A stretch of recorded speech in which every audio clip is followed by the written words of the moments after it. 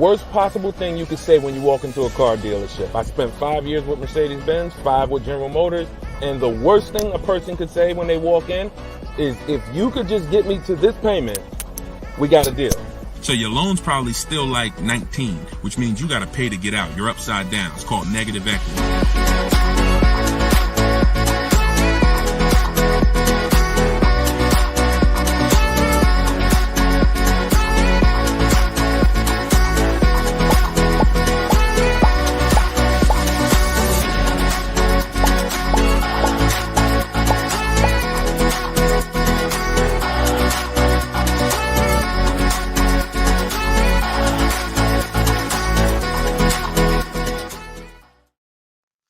Welcome everybody to Car Shopping Questions and Answers, episode 13. I am your host, Deshone the Auto Advisor. Today is our Thursday, 12 p.m. live stream, and we're live on 4 platforms. For those of you who don't know me, I'd like to ask you, if this is your first time on a stream with us, could you type the number 1? Can you type the number 1 if this is your first time on a stream with us? And to those who've come back, if you've been with us before, could you type the word welcome to all the people who have been with us before? Welcome, and welcome back to those who've been with us. So for those of you who don't know me, my name is Deshone. I'm publicly known as Deshone the Auto Advisor. I spent 14 years in the car business, 5 with Mercedes-Benz, 5 with General Motors. Now, since the pandemic, I've devoted my time to showing everyone willing to listen how to get below market car deals, purchases, leases, new cars, used cars. And we do that by getting bids. We stop negotiating and we get bids. And that's how we get below market deals that other people are not getting. So I'm the author of Cars from Home, the new digital book, 7 Steps to Saving Time, Money, and Avoiding Dealerships. I'm going to show you what it looks like. Boom. That's the cover. And we're rated 4.94 on Goodreads.com. You can get yours for 75% off for the next 30 minutes. You'll see when you visit my TikTok bio or my Instagram bio or the link in the comment section that we have for you on YouTube and Facebook that there's a timer. The book is normally $97, but you can get your copy for $24 as long as you get there before the 30 minutes is up. So I would suggest you get it and come back and join the broadcast. So my man Dolan is moderating in the background. You guys can start typing your questions and we will start to answer them one by one. We'll be on for about an hour and we'll try to get through as many questions as we can in that time. All right, Dolan, once you have the first one, feel free to throw it up. Okay, and shout out to y'all on TikTok. Could y'all tap the screen if you're gonna spend a little time with us? Run those likes up like y'all always do. I appreciate you. And if you're on Facebook or YouTube, if you could hit the like button, it means a lot. It tells the algorithm we're talking big money over here, and they'll send more people who need this. This one's from Instagram. When buying used, is it wise to buy from a small lot? I'll take any, listen, as long as you've screened it down. When you screen down your used cars, first of all, when we're shopping for used cars, we want to be on every marketplace. You want to be on every marketplace that has used cars. I always compare this to like buying a TV. If you were buying a TV, you're not going to just go to Amazon. You're going to go to Walmart.com. You're going to go to Best Buy. So we want to be everywhere there's a car. And now, once you do that, and those sites we use, this is called my multiple marketplace strategy. We use Carfax.com, CarMax.com, Carvana. Don't get any ideas, because even if they're overpriced 90% of the time, they still may be the best deal 10% of the time. Most times CarMax is overpriced. Most times Carvana is overpriced, but that's not all the time.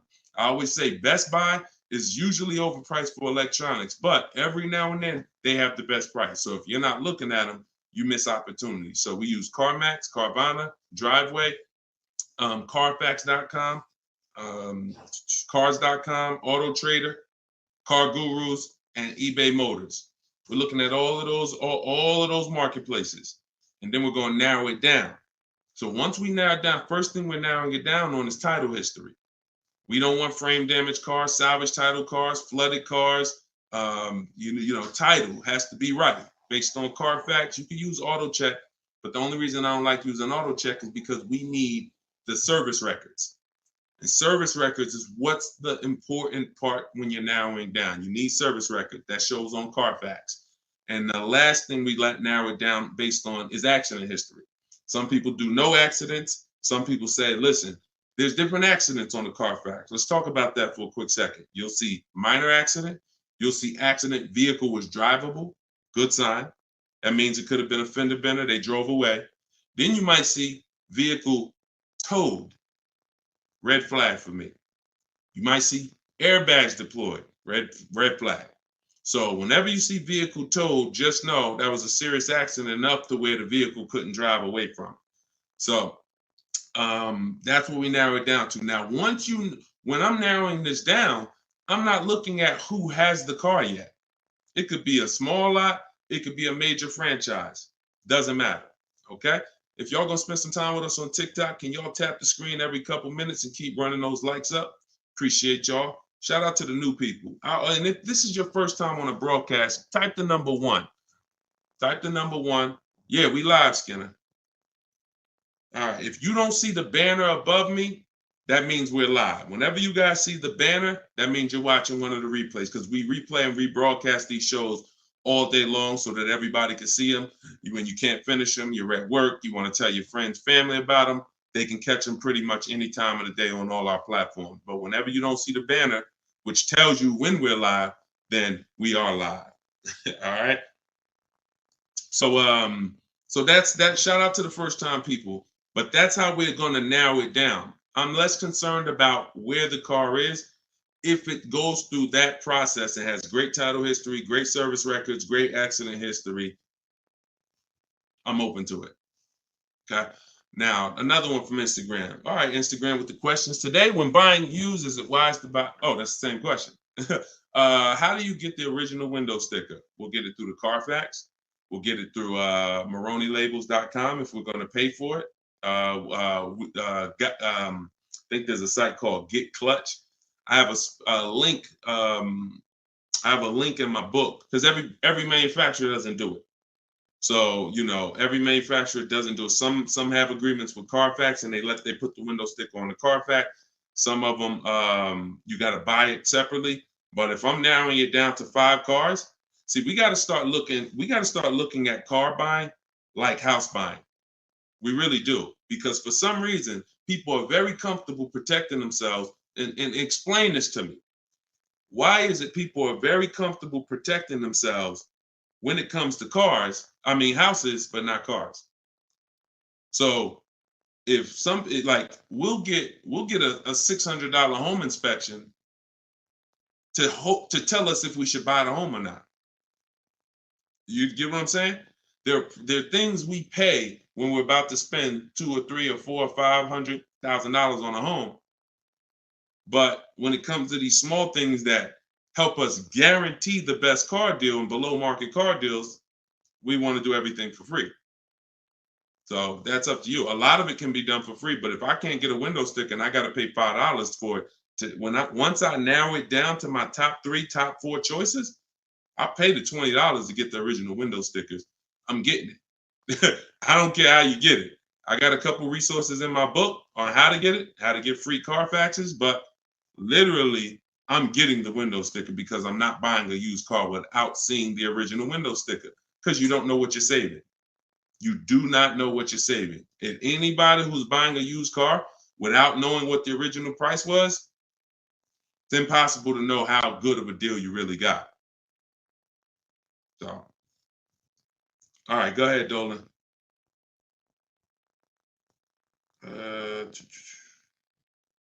This one's from TikTok. How do you sell the lease car without the title? The same way I explained it. You don't need a title to sell any car. Who was taught you needed a title to sell a car? Type me in the comments, because this is a big one. There are people who not even leasing. There are people who have cars right now. You have a loan on it. And I used to get people who would walk in the dealership and they look at the new model, the most recent one, and they'd be like, Deshone, is that the whatever, 2019, 2020? I'm like, yeah, these just came out. Okay, I got 3 payments left. As soon as I make my last payment, I'm coming to get that one. I want to talk to you about that one. What's the reason? Why are you waiting? Other than you thought you had to have the title in your hand. It's not the way it works. You go, you sell the car, there's, you write up a purchase order, whatever the bank is that you owe, the person pays off the bank, and then the title, once the bank is paid for, the title goes to the person who bought the car with the new ownership documents. So, sometimes I forget there's little small nuances that, but in the book, and even we talk about this on the show, you guys never hear me when we talk about an equity assessment. When we do an equity assessment, which is maximizing our car's value by getting bids, we don't trade. You never hear me say, those of you who don't have your title, you can't do the equity assessment, right? So I'm just assuming that if you just follow these steps, you'll see, even if you thought you couldn't sell your car while you still had a loan on it, you'll see, well, he didn't mention I need the title, so I guess I can go ahead and sell it. Yes, you can. So, you do at least the same way. I owe 15 on my car. Buyer offers me 19, pays the 19, pays off the 15 directly, sends 15 to the bank. And example, let me give you a real life example instead of a story. When I went in, after I sold my Jeep, that was back when the pre-owned car market was very hot, once in a lifetime market. And I went in and I owed my payoff was whatever my payoff was. I went in. They made the highest offer. That's why I was there. I got all these bids. CarMax made me the highest offer at the time. I went in. They paid $20-something thousand or whatever my payoff was, and they gave me a check for $8,900. So it's the net amount. So whatever the offer is, the amount you owe the bank gets paid off, and the surplus gets paid to you. That's the equity assessment. And for those of you who don't owe any money on your car, all the money goes to you. But yeah, I mean, I don't know where we picked that up at. I don't even know where the origination of that one, quite honestly. How I do know where some things originate, but I don't know how we got to we had to have the title in our hand before we could sell our car. So yeah, let me, you don't need it. Go ahead, Dolan. And for those of you who are not familiar with the equity assessment process, I'm sure we're going to talk about it on this show because it becomes a pretty common question. So we'll get to that, I'm sure. Go ahead. Jay, what's up? This is from YouTube. How do I go about getting pre-approval with good credit? I know the car I want. Then we don't really get pre-approvals. And I'm going to tell you why. Pre-approvals, first of all, there's something called restricted pre-approvals that we want to stay away from. See, all of this became, look, every time the public does something, the car business responds to it. And they usually respond with stuff that's garbage because they're trying to capture you and take away your ability to shop. So what ends up happening is the buzzword for the last 3 years probably has been pre-approved, get pre-approved, right? Right? That's been pretty much a hot topic. So the banks just decide what we're going to do is start marketing that we'll pre-approve you. But there's 2 ways they're pre-approving you, and they're both trash. One is we'll pre-approve you to shop with our dealer group. It's Capital One, our dealer network, Drive Time, Carvana. You're pre-approved, but you can only shop here. Well, you're going to hurt yourself because what they're trying to sell you on is this variety. And understand something. Variety doesn't drive down prices. Now we're getting ready to get deep. Hopefully y'all can follow this. It's early. Hopefully you have some coffee and your mind is clear. This is serious financial conversation, but it's simple. If you walk into the Doritos factory and all they have is Doritos, there's no incentive for them to not make them all $7 a bag because it's all Doritos. You got a bunch of variety. You could have 100 flavors. You're in the Dorito factory, but you're not going to get great prices because there's no competition. So whenever you see Carvana says we have 50,000 cars to choose from, variety. Whenever you see, you can shop from our dealer network of, X number of dealers. Any one of those dealers you can shop from, variety. That does not drive down prices. That's meant to control you. Think about the Dorito factory. You're walking around CarMax, oh, you got lots of cars here, but you're still in the Dorito factory. They're all one company that's setting the price. What drives down the price is competition. Competition is what drives down the price. So when these I have a whole section in my book on this, restricted pre-approvals. We stay away from them because they're meant to funnel you into somewhere so that you can actually do business with this person instead of doing what we do, which is shopping wide. If you're shopping for a used car, you should not be limited to anybody. You just heard the first question on the show talking about will we buy a used car from a small lot. We buy a used car from whoever within 100, 150 miles of us has the absolute best value, best price, on that used car, highest discount from the original new price.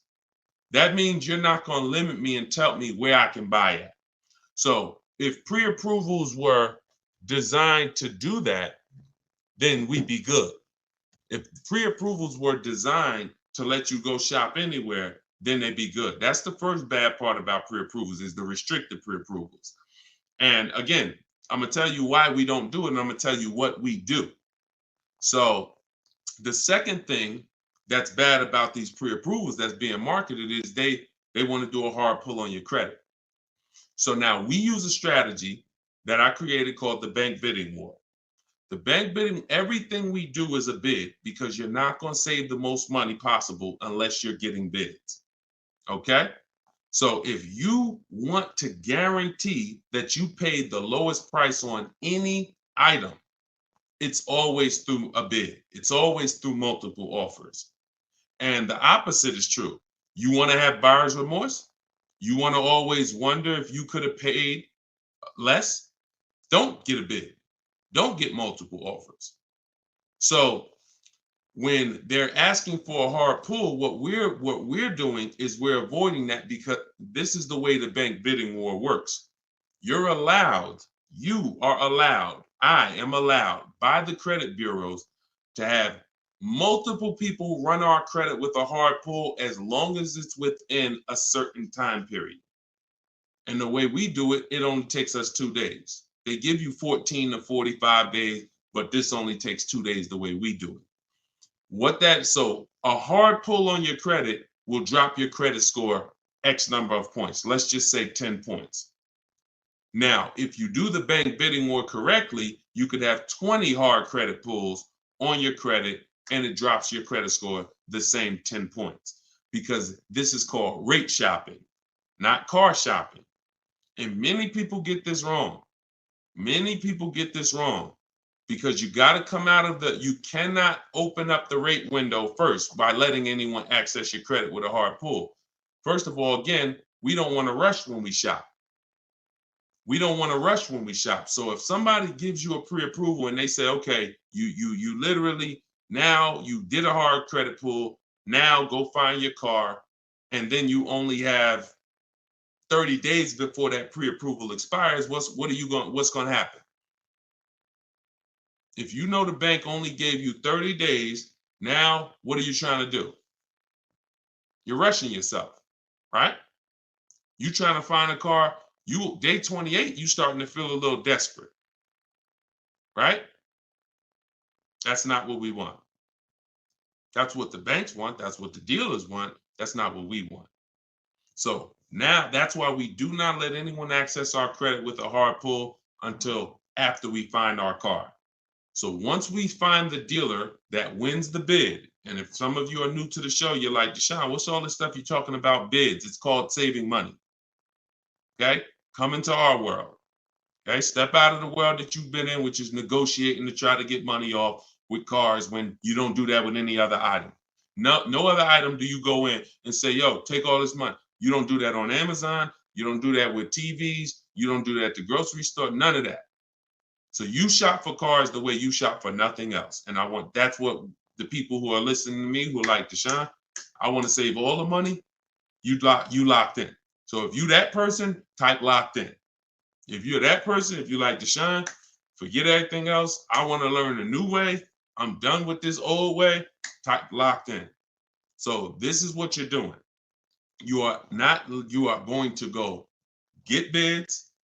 get your offers on your new car or your used car or whatever you're shopping for. Once you find the one that is the best, now you're going to get the paperwork, a buyer's order, come home, and you're going to let these banks, credit unions, online lenders access your credit with a hard pull. And many of them need you to have a car before they'll even give you a loan term. Sometimes you'll reach out and you'll say, hey, I'm looking to try to get, a pre-approval, see what your terms are, see what your rates are. They'll say, okay, well, what car? What car do you have? And you're like, well, I don't have a car yet. That's why I'm calling you first. So we call them, we reach out to them when we have a car, and we're like, okay, this is what I'm looking for. I mean, this is what I have. I have it reserved. I left a deposit on it. I told the dealer I'm coming home to take care of my financing. I'll call them in 24 hours. Here's what I got. 2020 Mazda CX-5, 26,000 miles on it. Boom. What else do you need to know to give me a loan offer? So I'm doing this with 5 people from home. Then once that's done, I'm calling a dealer and saying, look, all right, this is the best offer I got. If you guys can beat it, you got the business. See, it's easy. If you're listening to me, you never got to lie. All of this stuff that people are teaching you, lying, hold back everything, we don't do that. Dealers enjoy the 20% of dealers that are the great dealers that have the best prices. They love doing business with us because they're competing to beat all their competition. We find them, and then we give them an opportunity to win our business. We don't say, oh, no, I'm not letting a dealer run my credit. That's bad strategy. Dealer has 7 to 10 banks that they give millions of dollars in loans to a month. Why would you not want a dealer to be seeing if they could beat your rate? The only problem is if you don't have a rate and you're letting the dealer be your first option, that's a problem. We don't do that. But that's the bank bidding war. So I haven't added it to my book yet, but when you get my book, you actually get the book, and I send you the bank bidding war blueprint. And for all of you who got the book, if you happen to have gotten my book before I came out with the bank bidding war, send us an email and we'll send you the bank bidding war, because I plan to add it to my book. I update the book. That's why I told you I made it a digital book, because I come up with new stuff, new websites come out, websites go out of business. I'm always updating the book. So with a digital book, I'm not charging you every time I update it. I just update the book and everyone gets it. So if you happen to have the book and you don't have the bank bidding war, definitely connect with us by email and we'll get you the bank bidding war, because I just released it within the last couple weeks. But yeah, that's the bank bidding war. And that's how you leave never asking. You should never be asking, what's a good rate right now? How much is too high of an interest rate? These are all questions you ask because you don't get bids. You don't know how to get bids. Once you start getting bids, you never ask these questions again. You'll leave knowing, man, I had like 15, 20 people competing for my rate. I know I got the best rate. That's the name of the game. All right, go ahead, Dolan. Shoot the next question up. We are live, y'all. This is our Thursday, 12 p.m. show. You're not watching the rebroadcast unless you see the banner up top, then you're watching it. But we're live right now. Okay, Donna from Instagram. How do you ensure the car seller makes a decent wage and gets a deal at the same time? God bless you. They make a decent wage if they win the bid and they sell you a car. It's too intricate for you to try to understand. No one's losing money here. This isn't a charity case. And so let me tell you something about me. I set up a system where people buy cars in 60 to 90 minutes. So I know a lot of you think that I'm all for the public, which I am, but I'm also for the 20% car dealers. So I had to set up a system where both people win. The 20%. 80% can't survive in the world we're going to create. 80% can't win because they're not going to compete. They're going to give you high prices. All good. That's great. But the 20%, what we didn't like is spending so much time with people who don't even know a deal, don't know, like you're questioning every single thing because you don't have enough information. That's why. So you're nervous, you're defensive, hard to help you. I'll be sitting down with somebody, I'm sitting down with a customer and I'm making them an offer with a deal, and my manager is hoping they don't take it just because he doesn't want to sell the car for that cheap. But we're making them that offer, they're still questioning it because they don't have bids. So this created, this created nightmare situations for good car salespeople and horrible experiences for you. So with my system, you're online. The only time you're in a dealer is for 20 minutes to test drive the car. So when a person sells a car, if they're going to make a flat commission because they had to give away, there's something called a flat commission where you didn't make a lot of profit. I'd rather make it in 20 minutes. So the car salespeople who win our business love us. They love, all of these people that you see, and you guys know, I will share these people. I share everybody. Look, Tiffany, who used the book, she got $6,000 off of her Mazda just a couple days ago. That is, she didn't spend more than 20 minutes with the salesperson. I don't even know if that's the person she test drove the car with. It might not be.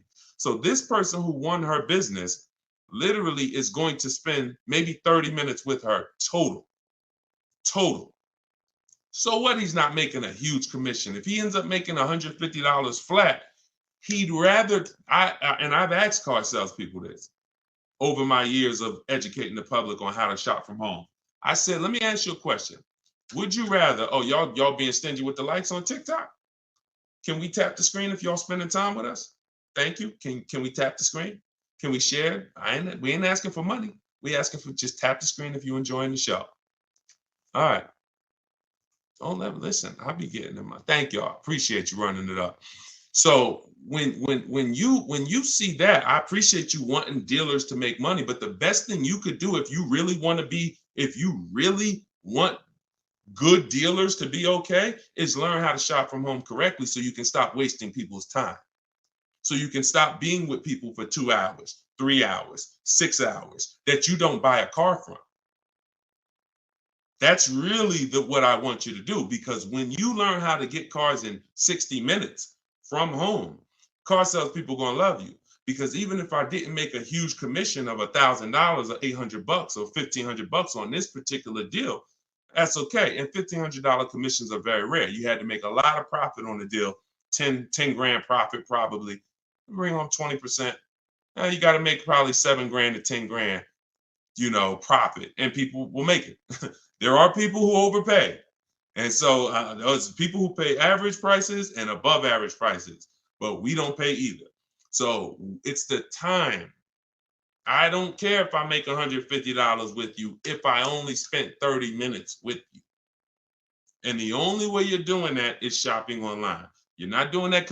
I've tried. I think I was pretty quick. There were some people quicker than me, but I certainly tried to go into, and a customer knows what they want. Come on in, Mr. Jones. I know what you want. We'll get this done very quickly. Hour and a half tops, 2 hours really tops, because you got the finance office. You got all this stuff that has to happen. We got to clean the car. So 2 hours is really, if on a quick deal. Most of them, 3, 4. How many hours you guys spend picking up your cars? Be honest. How many hours did you put into your last car purchase at the dealership? Throw some numbers out. Look, Lexi, baby, 4. Look, throw some numbers out. Okay, people don't what? We don't want to be honest. How many hours? Sometimes maybe I'll ask how many days did you put into your last car deal? Have me in there about an hour. That's quick. You must have did a lot before. Half the day, Thomas. That's more like it. Thank you. Thank you. Thank you to everyone willing to share. And I had to come back the next day still. Thank you. Okay. So yes, I talk a lot about money. Look, 6 hours. Poobie Bear on Instagram. 6 hours. 4 hours. So no one that you're seeing here, I'll run down the list. Boom. Not only are these people saving all the money. Look, $690 a month on Totes BMW. Greg, $527 a month, his $56,000 Kia truck. Look, Danielle, $550 a month for her Audi. Not only are they saving all the money, they're not in the dealer more than 30 minutes. That's why the dealers love them. That's why the dealers love us. I'm never going to create a system that's painful for car dealers. I would be hypocritical to do that. I created a system where when you use it, the people you do business with love you because you're like, man, listen, this is one of the quickest deals some of you saw when I got my Infinity truck. I wish I could find that video. Matter of fact, hold on. Before we go to the next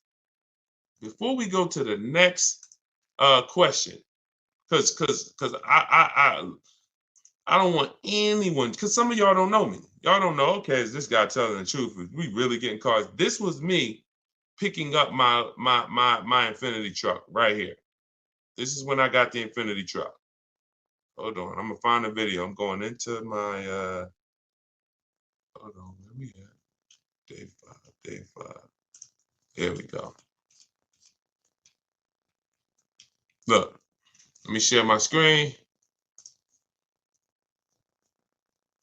And I picked it up and I posted this on Instagram because I want people to know we really do this. We don't say we do this. We really do this. Look. Now, there we go.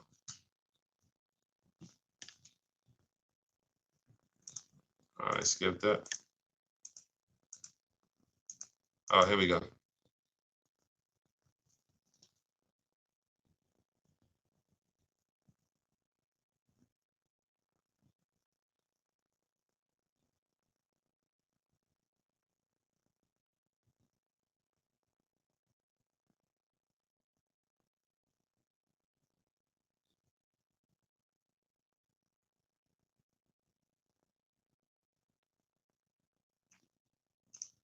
Boom. Do we understand? I know y'all can't see it on TikTok. You got to watch the rebroadcast because we're live on TikTok. We stream live from the device. Do you understand? This is not a game. This is not a game.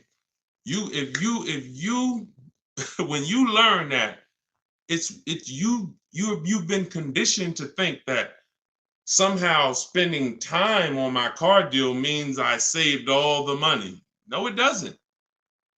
No, it doesn't. Looking at multiple options, multiple offers while you sit at home, knowing how to screen those offers down so that you know you got the below market prices. Looking at 5 offers on new cars and leases minimum, 5 offers minimum because 80% of dealers are overpriced. This is what guarantees below market prices. You don't need to be in a dealer to get that. In fact, there's no way for you to get it in a dealer. I will be so bold to make the statement, and I'll just ask you, if you think you can get it, when you get your car, bet me $500 that I can't get a better price than you. That's what I'm saying. Bet me $500 when you get your car, any car you get, if you don't use what I'm teaching you, if you tell Deshone, all that stuff sounds good, getting bids, but I want to do it my way. Bet me $500 that I can't find a much, much better deal than you as soon as you get your car. I'm willing to put the money up because I know bids is what gets us these prices you guys see on the shows. Bids is what allows people to come in and save money. Okay? Did y'all see that? Could y'all hear that? Let me know, could y'all hear that when I was playing that? Were y'all able to hear that when I was playing it? Before I move on to the next question, before I have Dolan pulling the, why didn't y'all say something? See, we got too many people on here. We got too many people on here, y'all, for y'all to let me play an entire 1-minute video and not say you couldn't hear it. All right. Yeah, I don't know what to do. All right, listen. It is what it is. What I asked the guy was, how much time do we put into the whole process? He said 45 minutes. I said, take the test drive out of it. Take me and Monique test driving out of it. How much time did we spend? He said 20, 25 minutes top.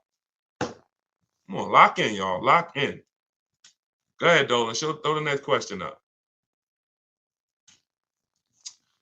Instagram. How do you tell the dealership you want to take the car to the mechanic before purchasing? You don't. Dealership's not going to let you take the car to a mechanic before purchasing. It's too much liability. If you crash the car, if it has an accident, mechanic messes up the car, only thing you could do is have a company like yourmechanic.com come and meet you at the dealer. That's why whenever I'm buying a used car, I'm not taking it the same day. DJ Flay, I thought it was a silent film. This is hilarious. So yeah, we never take a used car the same day because one, we got to do it even if we're paying cash though. I mean, even if we're paying cash. But if you're doing the bank bidding war, we can't take a car the same day because we need to go home and we need to start the bank bidding war. But if you're paying cash and the car has a good warranty and you've done the math, okay, maybe you don't need to have a mechanic inspected. But if you want to have a mechanic inspected, then it's always I'm leaving a deposit, and then I'll have either my mechanic come. And again, this goes back to you're paying to protect yourself. I got a mechanic here that I've been using for years, me and my family. If I told him, hey, look, I'm gonna pay you, let me know when you got an hour and a half. I'm gonna pay you for the time. Come take a look at this car with me. I got a reserve. He'll be like, no problem. I'll throw him $125. He'll come, check it out for me, tell me if I'm good or not. He can't put it on a lift, so that's the bad thing. But again, it's better than me just thinking with my non-mechanic self, I guess the car looks good. Sounds good, I think. No.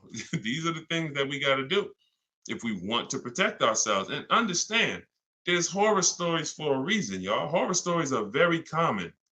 Cars breaking down. It's weird. All I can do is give you boundaries. And when I give you the boundaries, then you can choose what you want to do with them. You can choose if you want to, adhere to them. You can choose if you want to ignore them, but at least they're there.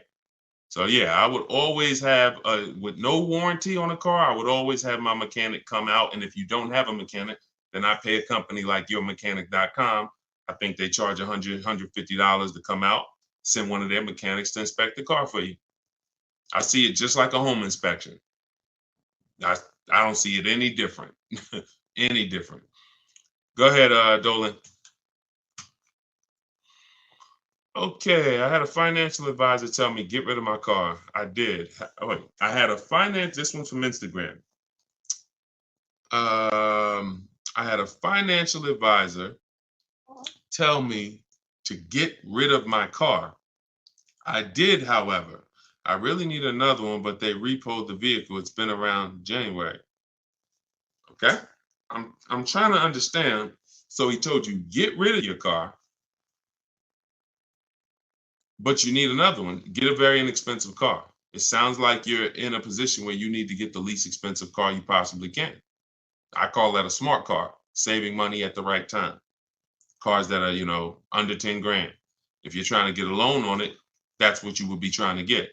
But if they repo the vehicle, you're going to have a tough time getting I would get it. If I got my vehicle repoed, my next car is a small car. I'm looking for something that the smallest car I could get a loan on, 25 grand brand new, 30 grand brand new, because that means if I get it for about 10 grand, I still should be able to get a 6-year-old one, something not too old, 7. See, the problem is when you say, oh, I want the SUV and I want the 3 rows and, I want the leather and all of that. And now, okay, in order to get a car about 10 grand, you're going to get a 2009 or you're going to get a 2011 with 110,000 miles on it. See, we got to learn how to sacrifice in certain cases. I'm not talking to you. I'm talking to anyone else who may be watching this, who may be in a situation where you're in a rebuild. It's called a rebuild for a reason. We're not looking to stunt in a rebuild. We're not looking to flex on them in a rebuild. We're looking to say, look, I got to get from point A to point B. What I need is 2 things, a quality car, and I need to not miss any payments if I'm going to get a loan on this. So when you go out and you get, I got my credits are 500, but I'm going to go and I'm going to get a $20,000 car that they're going to charge, I'm going to pay 20+% interest on it. So my payment's going to probably be 600.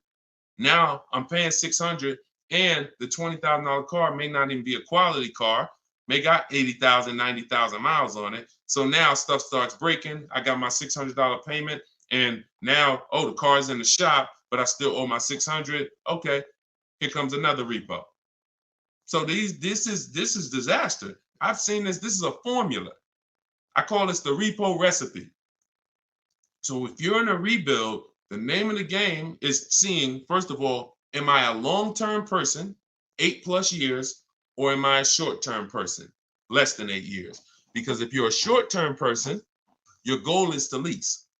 You may not know it yet, but some of the people who've been on this show, you understand the depreciation curve. This is where you lose all the money right here. Year 1, 2, 3, 4, 5, 6. You're losing all the money. Once you get to about year 7, 8, it starts to level out. Your vehicle is not losing that much value anymore. That's when you want to own it. That's when you've won. That's not when you want to replace it. You don't want to say, hey, this is people. Oh, Deshone, I got 6 years of payments. Oh, I just paid the car off. Right when it was going to start leveling out depreciation wise.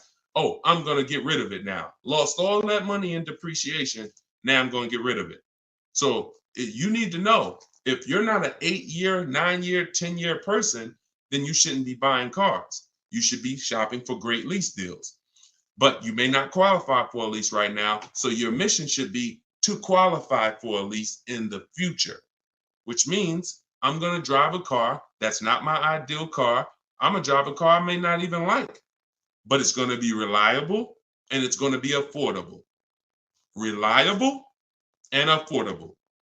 And I'm going to drive that for 2 years, make every payment on time, and then I'm going to switch into another car, brand new lease. Or if I'm purchasing, because I'm a long-term person, I'll switch and I'll if you're purchasing, if you're a long-term person, you could get a car now, pay a higher interest rate, and refinance later. That's why you need to know who you are. But if you're a long-term person, 8+ year person, you could get a great car, reliable, and then refinance the loan. But you got to know who you are, because I see tons of people all around this country in here who are not in a position where their credit is good, but you have not come up with a goal and understood leasing. So what you're going to end up doing is financing a very expensive car, 20, 30 grand, and you're going to end up with a lot of negative equity. And every time you go to change your cars every 3, 4, 5 years, you're wondering why you have all this negative baggage and why your payments keep getting higher, your cars keep getting lower in quality. And that there's a reason for that. That's the reason. I just explained to you the reason. It's like a snowball that you're rolling that's against you, versus what I'm telling you to do is to have a plan so that you know, all right, I can't qualify for a lease right now, but in 2 years I will. So I'm gonna make sure I'm not gonna do anything right now that's gonna mess up my chances of getting a lease in 2 years. And if I'm not a lease person and I'm keeping this car 8 years, then I gotta get a great car and I'm gonna pay higher interest. But when the interest rates come down, when I fix my credit in a year or two, I'm gonna refinance.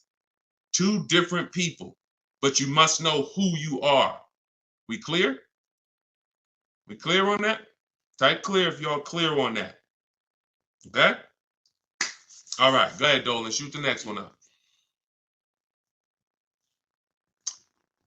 What are the benefits, if any, of buying an electric or hybrid vehicle? You need to know that. I mean, it's different for different people. Environment, some people, depends. That's a personal thing. A lot of people think that electric cars, I remember when I worked for Mercedes, we thought hybrids were good for people who drove a lot. So I was uneducated on hybrids. It's actually good for people who drive in the city, because every time you hit the brake, it would regenerate the battery. So that might just be Mercedes hybrids. That might be all hybrids. I don't know. But your reason for buying a hybrid or an electric car should be your reason based on your research. And so there's plenty of people, most people are not buying electric cars. Some people are. Some people buy hybrids. Frina was looking at a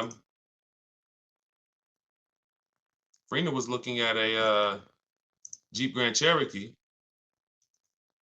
and she was looking at a Jeep Grand Cherokee gas version.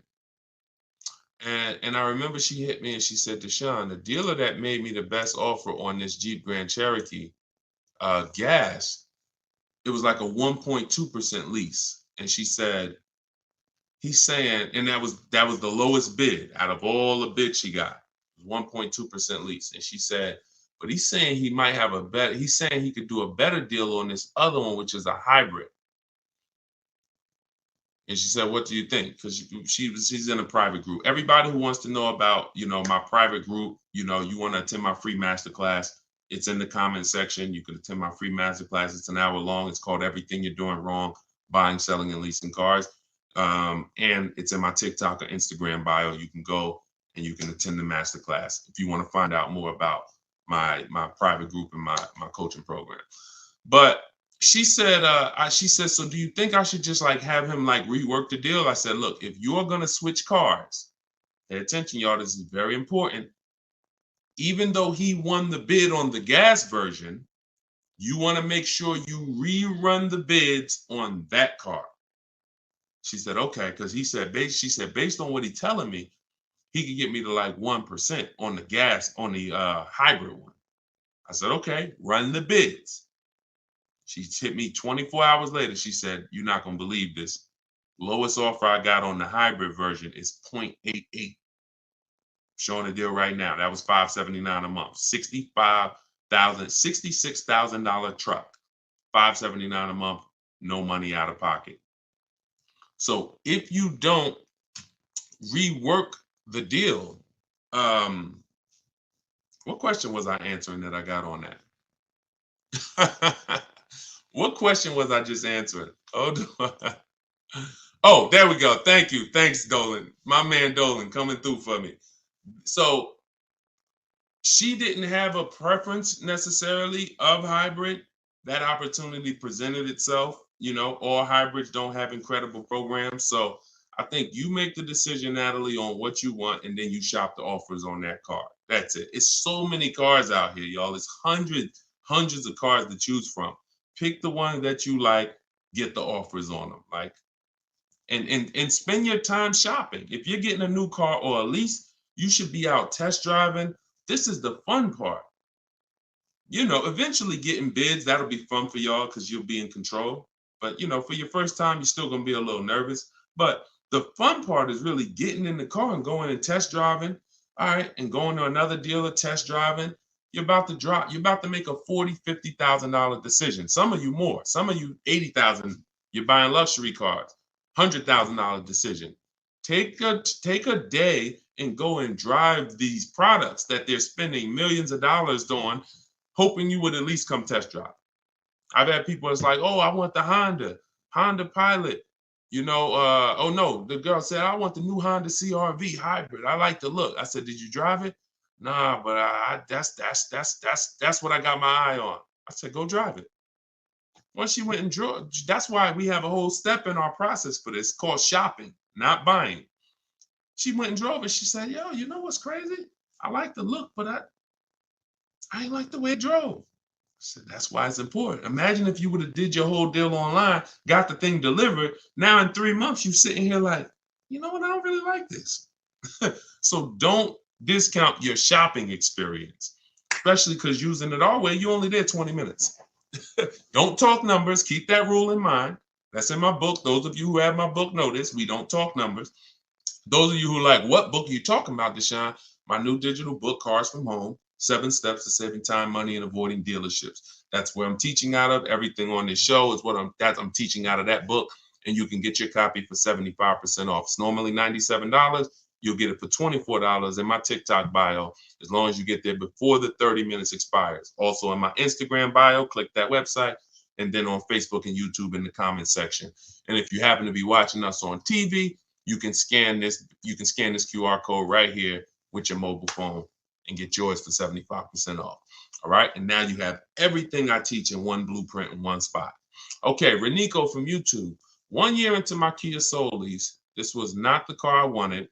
I want to trade the Soul in for a 2022 Kia Sorento. Is it possible, or should I wait for another year to lease the Sorento? Listen, great question. Perfect example of what I just said of why we don't discount the shopping process from now on. So you can't break a contract. The only way you can get out of the lease is if you can sell it. So you do the equity assessment. Now follow this, you're going to call your bank, call your leasing company. You're going to get the payoff. And then you're going to ask do I have a third-party restriction? Those are the two questions. Payoff, do I have a third-party restriction? Then go on the 6 sites, get your bids. Carvana, Kelly's Blue Book Instant Cash Offer, CarMax, AutoNation, Sell My Car, Car Guru, Sell My Car, Driveway. Every time you see, is your car leased, financed, or owned, you want to put owned, because you want the straight value. When you put lease, it triggers something on their website. So just always put owned so you can see the values. If you have a third-party restriction, you're going to have to sell to a Kia dealership. If you don't have a third-party restriction, you can sell to the highest bidder, provided you have equity. So if you see that, your payoff is 18 and the offers are 20, then you can get out. If you see that it's 18 and the offers are 18, that's going to be tough. So you got to see what your equity position is. You got to see what your equity position is. That's the main thing. And what I do is you just wait and you just look. If you go into a dealer, they can put you in a new car.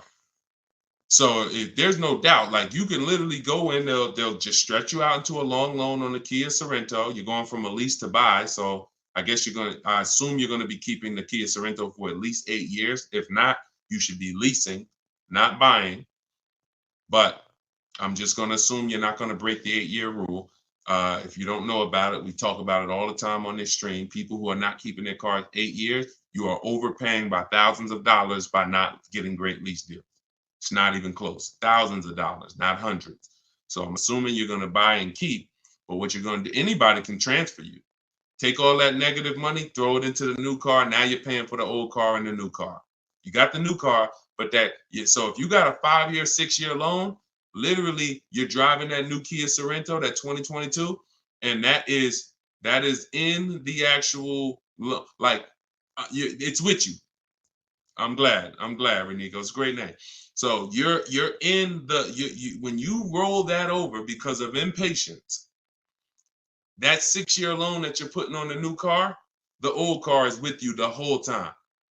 So until the day you make your last payment on the new car, you're paying for the old car that you got out of. That doesn't make sense unless it's just a desperate scenario. So I would do what you said. Wait. If it doesn't make sense, do the equity assessment. If it doesn't make financial sense to get out, wait, coast in it. It's a brand new car. Listen, be ashamed if you had to drive around in a brand new car for the next couple of years. So just, but use it as a learning lesson to make sure next time you shop the way, you shop in a way that protects you from having to go through this again, because this is not what it should be. Okay. And it's not meant for you to replace a car this fast. It's expensive to do. There's penalties in doing this because the depreciation of a car is just too deep. It's just you lose 20% the first year. Doesn't matter whether you leased it, bought it, does not matter. So when you go and try to replace it, you're dealing with deep depreciation of what you got. And now you're like, oh, well, I'm tired of it. See, people who never do this are cash buyers. If you pay cash for cars, those are the only people that clearly understand this. If you are in pain, I have to work to help you understand this if you don't pay cash for cars. Because if you pay cash for a $30,000 car and then you said, you know what, I'm tired of it. Nah, this wasn't the car I wanted. And you brought it back to the dealer and they said, okay, well, look, I know you only had the car 3 months, but we could only give you 25 for it. You're like, wait, I only had 3. Yeah, it's a used car. It's been titled. You're not going to take that deal, right? No one's going to pay 30 grand, turn around and take 25 in 3 months. So, but what when you are getting payments and loans, it doesn't change. It's still, you pay 30, they're giving you 25, but they're financing it. So that loss of the 5 grand, it's hidden in the monthly payment. That's why it's all about, what do you want your payment to be? What do you want your payment to be? What do you want your payment to be? Because once you see that you're losing a ton of money in a short period of time, you wouldn't do this. So it's hard for people with payments to understand. That's why I have to make it clear for you. The depreciation doesn't lie. The unseen expense doesn't lie. So we don't want to replace cars in a year or 2 years. It's just not made for that. All right, but run the equity assessment, Renico, and see if that works out and see if by chance you could break even and get out early. Okay. Go ahead, Dolan, shoot the next one up.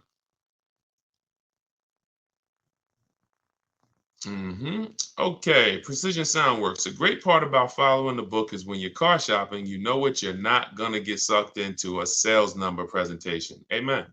Just drive and say, I'll hit you up when I'm ready. Amen. I'm glad, and I'm so glad to hear you saying this, Precision Works, because I'm trying to teach people. All I can teach people is our world is different. And the world that they're in is painful. It's painful. But when you understand that you can be in control, when you stop talking numbers in the dealership, when you have the right online strategies, you're going to the website, you're getting bids, you know how to look at used cars, you're narrowing these things down the way I'm teaching you. Listen, there's not much that's in my book that I haven't talked about on these streams. There's not much that's in my book that I haven't talked about in my videos. The difference is it's step by step. So when you hear somebody who asks me about a used car, and then somebody asks me about a lease, and then somebody asks me about paying cash, and then someone asks me about, hey, how do I get the best loan? This is all different types of people. So you might be like, oh, this question is not for me. That question is not for me. So you have to piece it together. And if you can, God bless you. We're not holding back. But for those who are like Deshone, I just want the step by step, no interruptions in the process, no confusion. That's my book.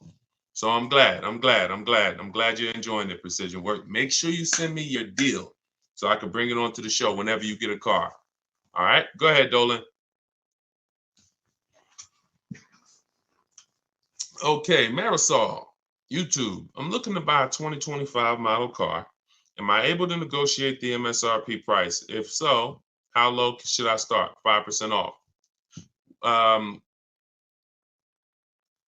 So you're new to the 80-20 philosophy. 80% of dealers are overpriced. So I'm saying this based on the fact that, you know, I have 1,600 people I've worked with in my coaching program, in my video course, and then I have probably 5,000-6,000 people that have gotten my book. So I have people from all around the country since 2021 sending me the deals they get, reporting me the deals, offers. So whenever you see, look, somebody like Greg, he said, offers the range. Hold on, no, it was Charles. Whenever we see the range 1.2 to 1.66, I always tell people, if you don't see a $3,000 to $5,000 difference between your offers, you didn't do it right. Because when we get at least 5 offers because 4 are overpriced. So which means, and you don't know how bad they're overpriced. They could be $100 a month overpriced. They could be thousands, if they could be $3,000 overpriced, $5,000 overpriced. If you have some of these vehicles where they're marking them up, $5 grand, 10 grand over sticker, they could be 7, 10 grand overpriced. You don't know. You just know, we know 4 out of 5 are overpriced. That's the numbers. So if you are by chance going in and thinking, I'm going to negotiate based on any made up number in my head, you're going to lose because you just don't know what the bottom is. You don't know what the bottom is. Feeling for the bottom is a bad way to go because you're never content. You always question, was that really the bottom? You think we could have did better? And you have no price assurance, which means if I said, listen, Marisol, you just got your vehicle, bet me $500 that I can't find a better price vehicle in 48 hours. You wouldn't take the bet. No price assurance. So what I want you to do is just scrap that whole strategy. And I want you to focus on driving the car, make sure you like it. Once you decide you like it, we're going to get 5 offers. You could do this your way by calling. You want to talk to sales managers, ask them, hey, I need 5 offers because 4 are going to be overpriced. That's just it. 80% of dealers are overpriced. 80% of dealers sell for all the money they possibly can. 80% of dealers don't want to compete with their competition. 80% of dealers are not going to go below a certain price. That's them. 20% is who we focus on. The 20% of dealers that want to compete, 20% of dealers that beat all their competition, 20% of dealers that save us all the money. And there is no way for me to tell you what that number is going to be because it's vehicle specific. When you get bids, look at Sean. I use Sean for an example. Sean got a $20,000 discount on his F-150 Lightning. That was his best deal. Over 20, look, $73,000. And you see, he revealed, he didn't know it was a $15,500 rebate, but the dealer, the 20% dealer that made him this offer, told him that. He didn't see that from all dealers he got offers from. Every dealer is not going to tell you all the rebates or if there's a rebate. He got another $4,900 from the winning dealer, and that was the deal. Kimberly saves $20,000 from her Maserati. Look, $86,000. The selling price was $66,261. That's 20 grand. Now, in the case of Eddie got a new Toyota Camry hybrid. He got bids, all the bells and whistles. He said, I was able to get everything I wanted plus more, $2,086.83 under MSRP. That was his best bid from reaching out to multiple Toyota dealers. $2,086 under MSRP. It depends. It changes. You don't know. And you can't take one big discount and say, Sean's not going to say, well, because I saved 20 grand on my F-150, when I go to shop for my Mazda CX-5, I'm expecting 20 grand. No, I'm going to shop the market, get bids, and I'll reveal what is the below market offer for a Mazda CX-5. In the case of his Ford, the below market offer was 20 grand off. In the case of Kimberly's Maserati, the below market deal was 20 grand off. But if we went in thinking these numbers are making up and saying, you know what, I'm going to try to get 5% under MSRP, we're losing. So scrap that whole strategy. Use mine. Or you could try to do it your way. Either way, 5 offers. Without 5 offers, you're not saving all the money and you will have no price assurance. 5 offers. In my book, I teach something called the 25 to 5 strategy. That's what I created. We're connecting with 25 dealers online. Those of you who have the book know it takes us about 20 minutes because we go direct to the websites. We don't go to third-party sites where they're selling our information to the dealer. We go right to the dealer's websites. I got a link in there that links you to all the dealers by zip code. So you put in your zip code and we go to each website. We copy and paste. I have a template we use. It says, hey, my name is such and such. I'm in the market for this car. These are all the options I'm looking for. This is my as soon as date I can make a deal. This is my no later than date. We give them all the information we need. Here's what I'm looking for, my option. Now we're sending that to all of these dealers. And then the goal out of 25 is to see who has a car. And then once we find out of 25 who has a car, well, we might see 10 dealers have a car that I'm interested in. That's another reason why it benefits to shop the numbers. Because when you only shop in 2 dealers, like the statistics say you do, the statistics show that you guys shop 2 dealers. That's what the statistics show, 2 dealers. And as car salespeople, we know that. So when you're shopping 2 dealers, whatever they have on their lots or have coming in, that's all that's interesting. That's all we can shop from. That's why it's like, oh, I don't have that color. Oh, I don't have one with those options. We're shopping from 25 dealers. We got a good shot of 8 to 10 having something we're interested in. And then we have other copy and paste scripts to request our quotes, give them everything they need to give us a quote. And then we have scripts to keep the conversation moving when they try to get us on the phone, which they will, 80% will, which, hey, try to get us to come in, 80% will. Hey, hey, listen, we could only give you a quote if you're here in the showroom. Okay, well, I'm talking to a couple dealers. No one else has said that. Should I remove you from my list? All our emails end with a question. Whenever you're emailing a dealer, should always end with a question, not a statement, because the question pushes the ball back to them. So that's what we're doing, 25 to 5. Our goal when connecting with 25 dealers is to get 5 offers.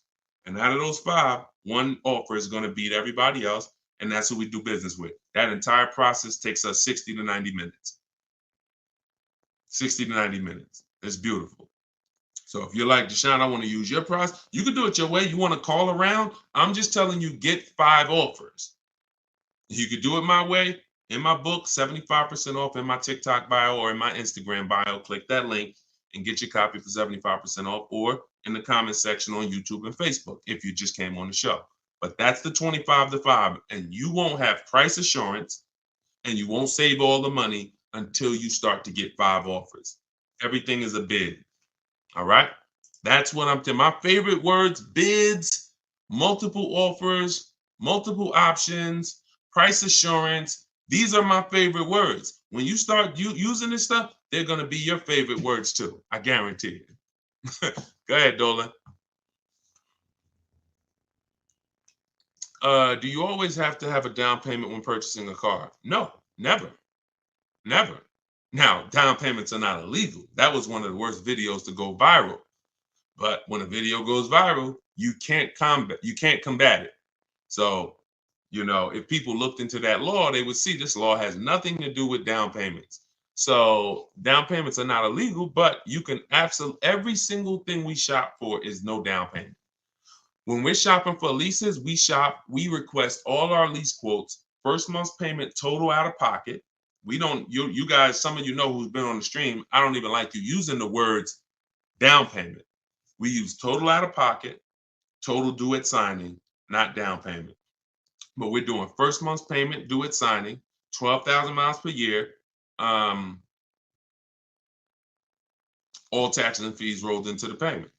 That's how we request our lease quotes. Now, we have high mileage drivers who do high mileage leases, 20, 25, 30,000 miles a year, but you always adjust it after you found the best dealer. Once you found the dealer who wins the bid, that's when you're now going to go in and adjust the mileage for your custom strategy, for your custom needs. Okay. All right. Listen, I appreciate it.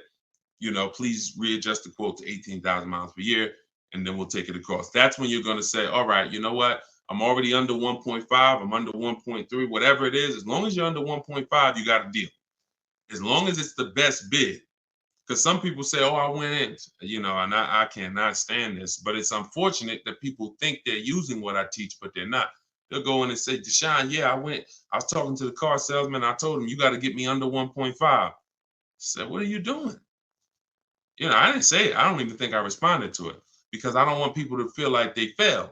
But that's not what I teach. I'm never targeting 1.5. I'm targeting 5 offers, and the only way 1.5 gets approved is if it's the lowest out of the 5, which means I know the lease program isn't great. But if I see 1.45 and then there's another lease quote for 1.6, 1.8, 1.9, now I know this 1.5 is the deal. And the dealers often will tell you, listen, I'm giving you a big discount, but the lease program's not that good. That's what's making it 1.5. So I don't have a problem with that, but I'm never going in targeting 1.5, because if I target 1.5 and other people would have came in and offered me 1.3, 1.2, but I'm not getting bids, and I'm leaving thinking I won. No, I lost. So that's how we shop for our lease quotes. No money out of pocket. When we shop for our purchases, we're separating our loan, which is our monthly payments and our terms, from the car. So this is going to be easy for you once you really see that your loan is separate from the car. You are looking, if you're buying a used car, you're looking for the best price used car in the market, 100 miles, 150 miles. You're narrowing it down. Once you find a dealer who has that car, you've already won on the price of the asset. Check. Now we're going to handle the loan. And if you say, hey, I'm going to do this loan for this amount. Now I have a tool that, listen, some stuff is hard to explain because I actually created something called the Perfect Budget Calculator. Let me show you. So this is the Perfect Budget Calculator. Just so y'all listen, I'm gonna share this with y'all. This is in my book. And just so you know, the only reason that I can't explain this stuff, because how can I explain technology that I created? So this is the Perfect Budget Calculator. This is what it does. This is how we're able to shop with no money down. We enter the equity that we may have from our old vehicle. Let's say we're selling our old vehicle. All right. Or let's say we don't have an old vehicle. Put 0 there. Now we enter max down payment. Now this is a comfortable amount. This might be like, because this is how it usually happens. You know what? I could put 3 grand down if I had to. I don't want to, but if I had to, I put 3 grand down. Okay, that's what goes there. Okay. Then we use the average interest rate in the market. For the sakes of this purpose, let's use 7.99. Interest rates are high right now. Then we enter comfortable monthly payment. Comfortable monthly payment, $450 a month. Now we enter our state so we can calculate the taxes and calculate budget goals. And it asks, okay, what's your comfortable monthly payment for 60 months? Let's say we do the same thing. All right. And then it gives you goals, gives you 6 goals.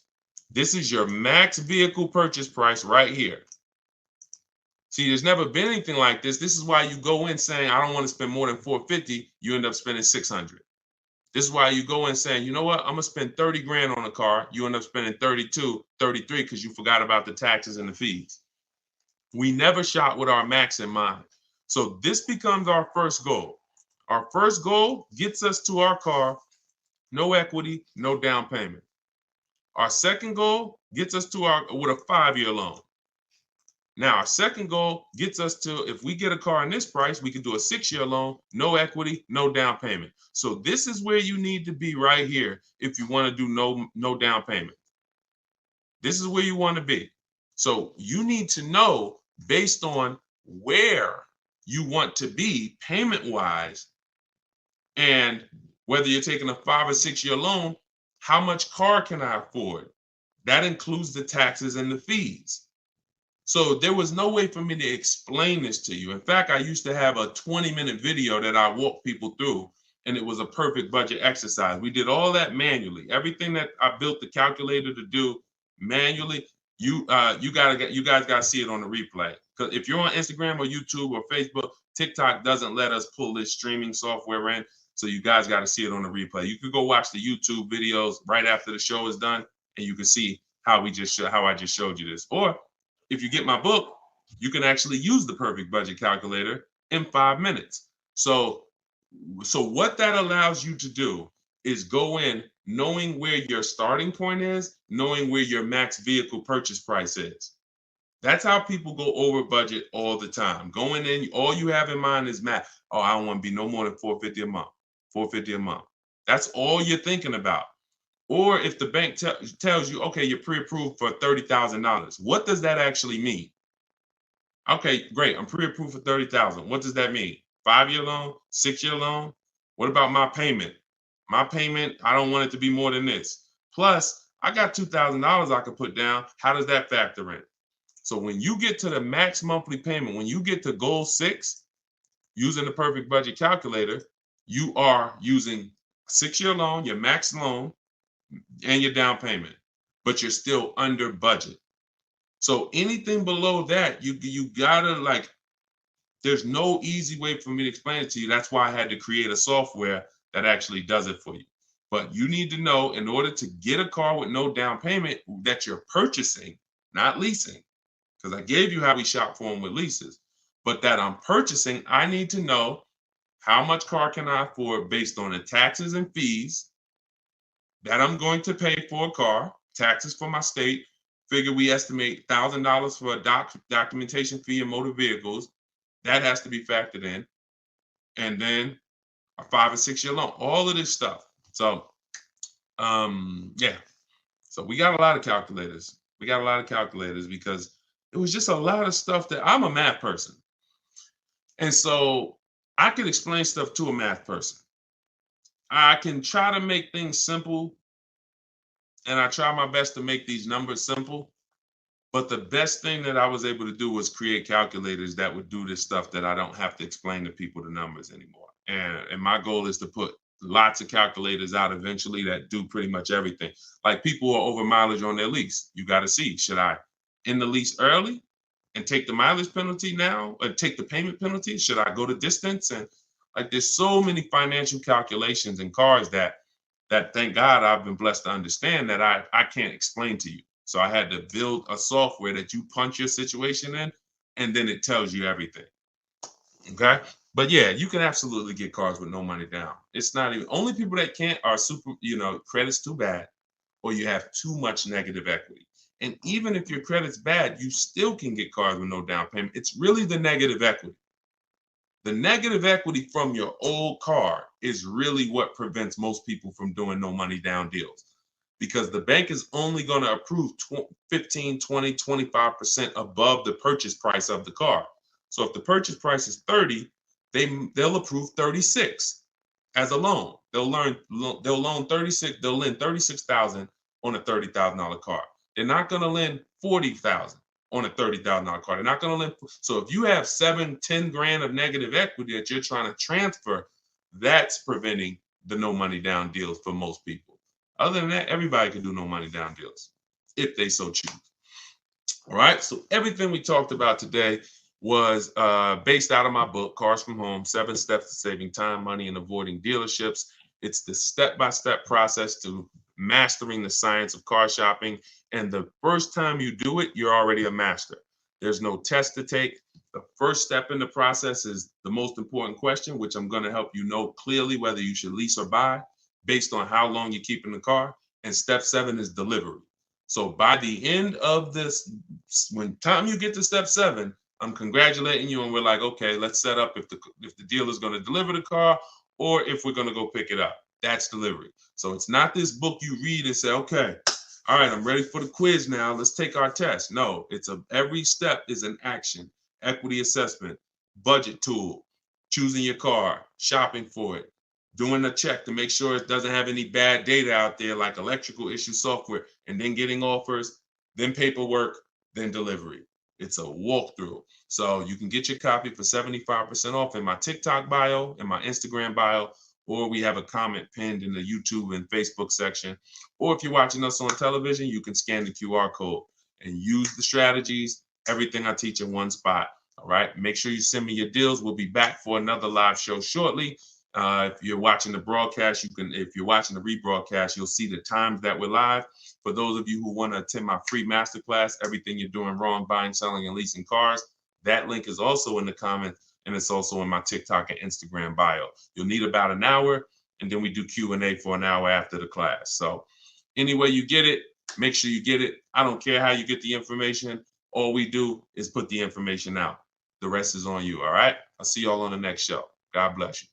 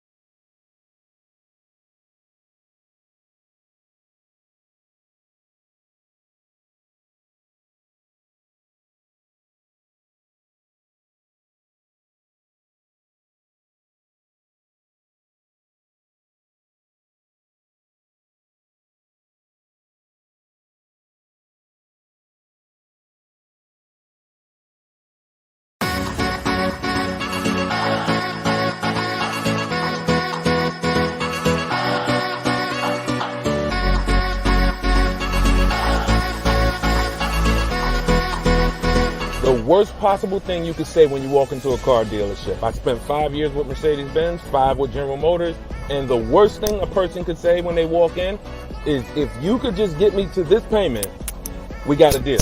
So your loan's probably still like 19, which means you got to pay to get out. You're upside down. It's called negative equity.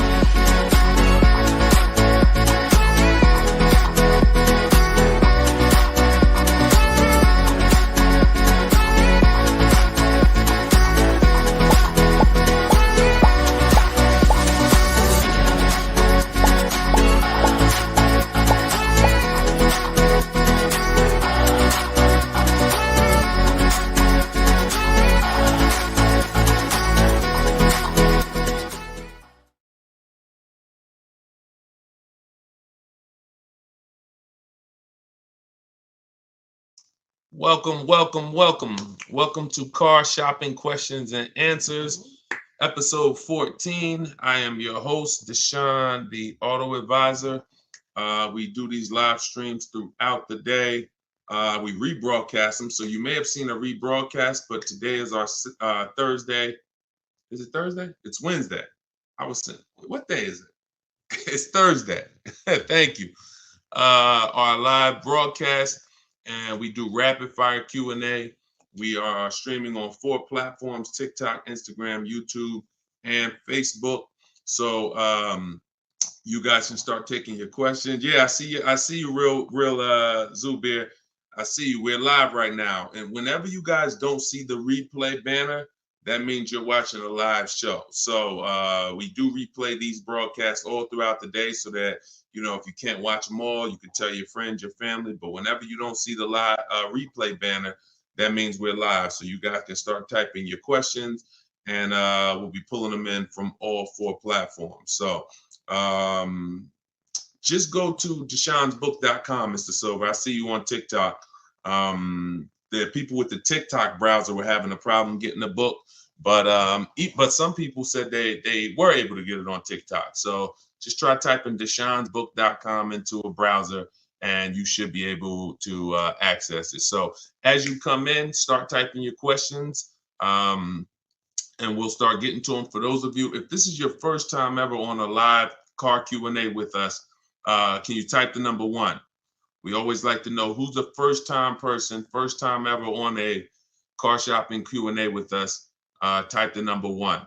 And if you have been here before, then I want you to send I want you to type welcome to the people who are first timers. Reginald, what's going on? I see you, Reginald, on YouTube. I see you flipped apart on Instagram. Sweet Major, I see you. Herman, I see you on Instagram. Real Zubir, I see you. Mr. Silver, welcome back. I see you on TikTok. If this is your first time with us, type a number 1. We welcome you. My name is Deshone the Auto Advisor. As I said, I spent 14 years in the car business from 2006 to 2020, left after the pandemic, never went back to Mercedes, and have been teaching people who are willing to listen how to save the most money, get below market deals, guarantee their best prices, their best interest rate, their best deals, car shopping online, getting bids instead of negotiating. So it is an entirely different science, but we go deep on it here. So feel free to ask your questions, and we'll start getting to them one by one. Everything I'm going to be teaching out of in this stream is out of my new digital book, Cars from Home, 7 Steps to Saving Time, Money, and Avoiding Dealerships. And we're going to put a comment for you guys in the Facebook comments and in the YouTube comments. We just like to get the housekeeping done so we could get right to the show, because, you know, once we get to the questions, we don't turn back. We don't stop until the hour is done. So we'll be here for about an hour. So we're posting a question now. Those of you who want the book on Instagram, it's in my bio. It's in my TikTok bio, and you can get yours for 75% off. You won't pay the normal $97 price. So let's get to it. All right. Let's see. We have Instagram. My car is out of repo and it was bad deal from jump. What can I do? Okay, so you got your car out of a repo. All you can do to get out of a car is sell it. That's it. You could sell it. Now normally you might say trade it, but we don't use the words trade here. We use the word sell it. So whenever you are, because you're not going to get the most money trading. So you want to do something we call an equity assessment. You want to find out how much you owe, call your bank. And this is the first step for everyone. If you have a car right now that you need to replace, I want you to stop thinking about trading, and I want you to start thinking about getting bids on it. Okay? No matter what you have, if you have this phone right here and you said, I'm going to trade this phone for something, are you going to get the most money for the phone? Think about that. Think about that. Yes or no? And always stay close to your keyboards, because we dialogue here, okay? I ask you questions. I need you typing fast in the dialogue. If you had this phone right here and you said, I'm going to go trade this phone, that's different than you getting bids on it and seeing what's the most money somebody would pay for this phone, Okay, so that's what we do when it comes to our car buying process. So you're gonna call your bank, find out what you owe, and then you're gonna go to CarMax, Driveway, Carvana, Kelly's Blue Book Instant Cash Offer. Do not use KBB.com. It's a marketing site. And all it is an algorithm. It's algorithms trying to tell you what your car is worth. We're past that day. The world we live in now, we can get offers. And that's what you want. That's all that's important is offers. So Kelly's Blue Book Instant Cash Offer, Car Guru Sell My Car, and AutoNation Sell My Car. That's 6 people who are competing to buy cars every day. And that's where you want to go. Once you go there, you'll be able to see if you have equity, means you could get out very easy. So if you owe 15, but your highest offer is 20, that's a 1-hour inspection. They'll cut you a check and you got the equity. That equity is cash money to you. You put it in your bank, you can use it as a down payment. If you have negative equity, that's a different story. You're going to need to account for that. But the first thing you must do if you are replacing a car is an equity assessment. Okay? That's step 2 in my process. After we decide leasing or buying, and I'm sure we'll be talking a lot about leasing versus buying while we're here. So, all right, let's go. Keep the questions coming and type out your entire question. Try to get it in one shot so that we can see it all. But that's your first step, the real Zubair. Do your equity assessment. If you said you owe quite a bit, you gotta do the equity assessment and get real numbers. Let's get out of the gray area. I know I owe a lot. Oh, I got some equity. Oh, I got some negative equity. Let's get hard numbers so that we can move to the next step intelligently.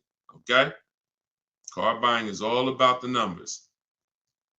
Oh, it's still in repo. Then see if you can get the cash to get it out. That's it. I mean, if you can't get the cash to get it out, then what are you going to do?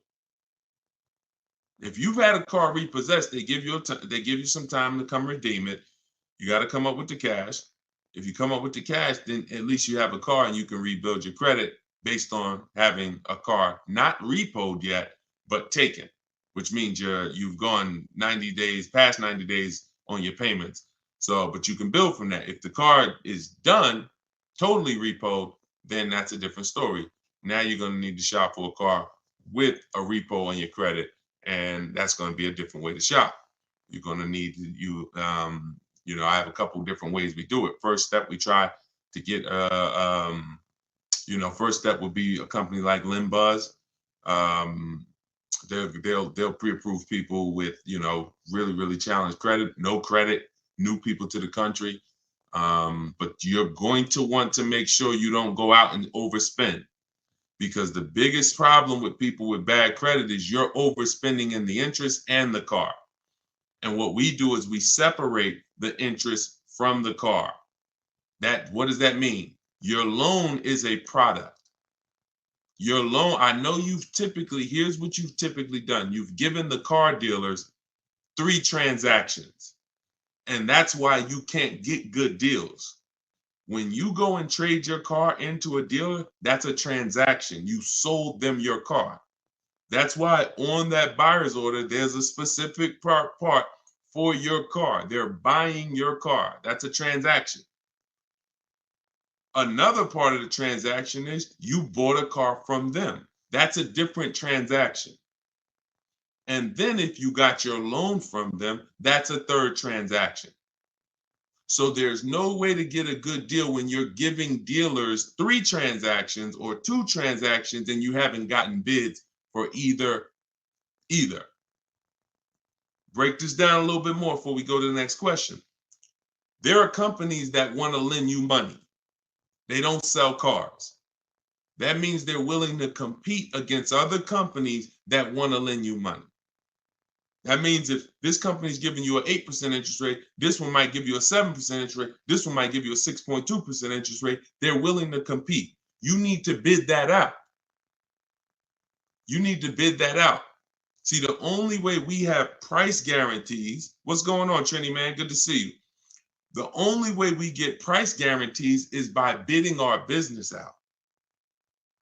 So there's companies that only want to buy your car from you. Those are the companies I named like 5 minutes ago during our equity assessment. They don't even sell. They're not interested in selling your car. They'd like to, but they're also interested, hey, we just want to buy your car. Even if we can't sell you one, we'll buy yours from you. You should be bidding that out. Type $ if you're clear on that.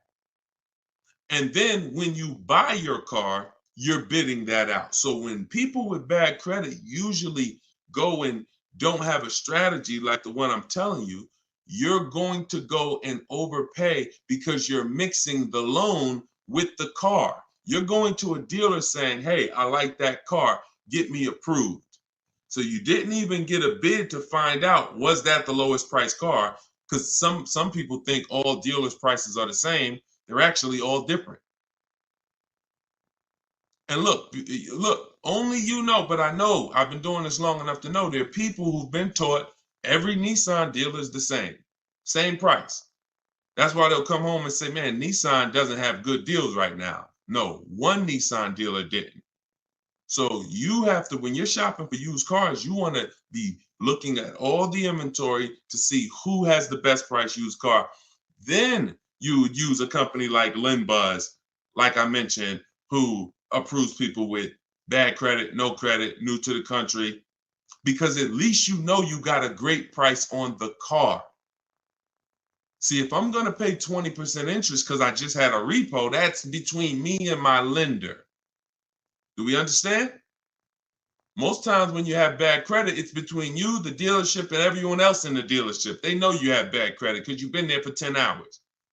How'd you get here at 9 a.m. with me? We both walked in the door and I left at 12 and you still sitting in the waiting room hoping they get you approved. Everyone in the dealership knows you have bad credit. That's the way it is when you're mixing the credit and the car and you have bad credit. So what you need to do is be doing what I'm telling you, shopping for your car, finding the best price car, and then trying your best to find a company. You can try LendBuzz, as I said. But if you're overpaying for the car, if you're just walking into a dealership that you like, oh, I like that, and you think you're going to just have a good time getting approved, you got to understand, you could overpay by $3,000-$4,000 for the car itself, and then you're going to pay 20%, and you're just burying yourself. And that's what most people are going to do, unfortunately. That's not what I want you to do. Okay? So we'll talk more about our online shopping system, new car. I'm sure as we go through more questions on the stream, we'll go more deep into our online shopping system. But that I need to give you, if you have bad credit, challenge credit, repo, you need to have an overview of what your plan should look like, and that's what it is. Shout out to the people running the likes up on TikTok. Appreciate y'all. If you could tap the screen every couple minutes, if you're getting value so far, tap the screen. All right, let's go to, I see you, Uncle Hassan on TikTok. Let's go to you and type your questions, y'all. We're going to try to get to as many as possible. 23 Outback Wilderness, 9,000 miles, certified pre-owned. Should I get a warranty and what would be a good price? Well, you bid out the warranty. Multiple dealers. You call another Subaru finance manager. Hey, I got this 2023 Subaru Outback. I just got it. What could you give me? Can you give me your price on the warranty? You bid that out too. Now, that's the only way to know a good price. See, any question, what would be a good price? Only bids answer that. Now, if you try to answer it your old way, you'll have no price assurance. That means you don't know it's a good price. You're just hoping. And I'm not hoping. Nobody who's learning from me, no one who I show you in these shows, if you're going to do well, you're not going to hope anymore. Hope is not a strategy. I hope I didn't overpay. I hope that was a good price. I hope I got enough for my old car.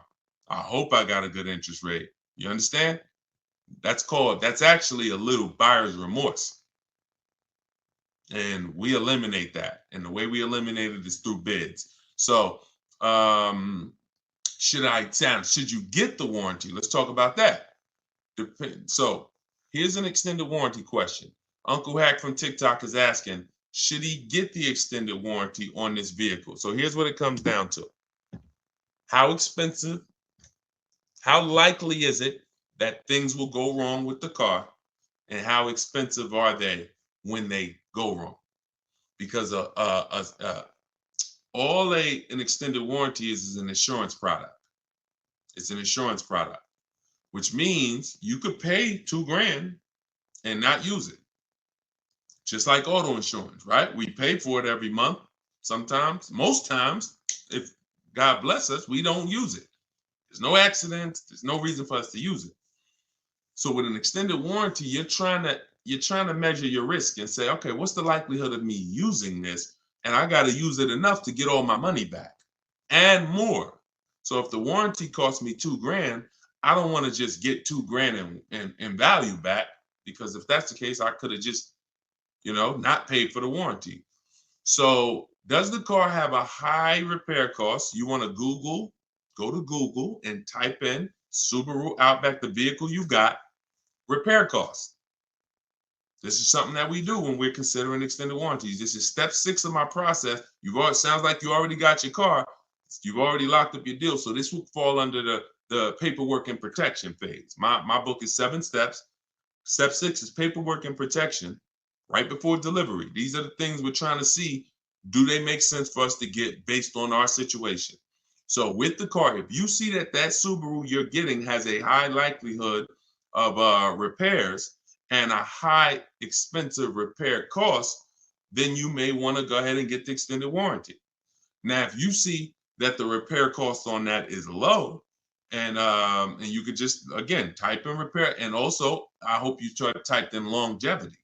But longevity is something that's above and beyond repair costs, because longevity is when we're looking 100,000 miles, 150,000 miles. What are people saying about these cars? So the repair costs are more over the next 3, 4, 5 years. What is it going to look like? So if you see that this vehicle has higher than normal repair costs, then you may want to go ahead and get the warranty. But if not, then you may want to just keep that $2,000 or whatever you would spend. So, that's all about a Mercedes. When people were buying Mercedes from me, I told them buy as much warranty as you could afford, because I knew it's good money.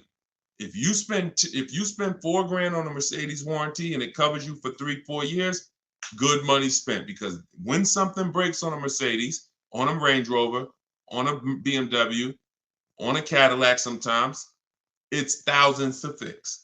So one repair on that vehicle could cover the cost of the warranty. But there are other vehicles on the other side of the spectrum, Honda, Toyota, Lexus. There are plenty of vehicles on the other side. Mazda does well. So you want to see where your vehicle is, where your specific vehicle is, and that's how we're assessing our risk. Everything we're doing with an extended warranty is a risk. It's a risk assessment. There's no hard rules, no hard yes. It's literally just trying to assess your risk and making the best choice you can. Okay, Peter, what's going on? Peter from TikTok. 2022 Pacifica, 51,000 miles. Didn't get the extended warranty. Should I try to move the car, keep it long? 2022, I'm guessing it's not a 2022. Are you saying it's a 2022? Did you type that correctly? I didn't even know Chrysler was still making the Pacificas. Listen, there's a hard rule, y'all. Look, who knows what this is? One word if you've seen this before. One word if you've seen this before, you got a free copy of my book. Who knows what it is when I do this? Let me see who's the first person that's going to say. Hold on. Because I know most of you are first timers. If you're a first timer here, type the number 1. But if you know what this is when I pull this out, one word. Come on, all right, I'm not going to butcher your name. But yes, you got it. Elutrio.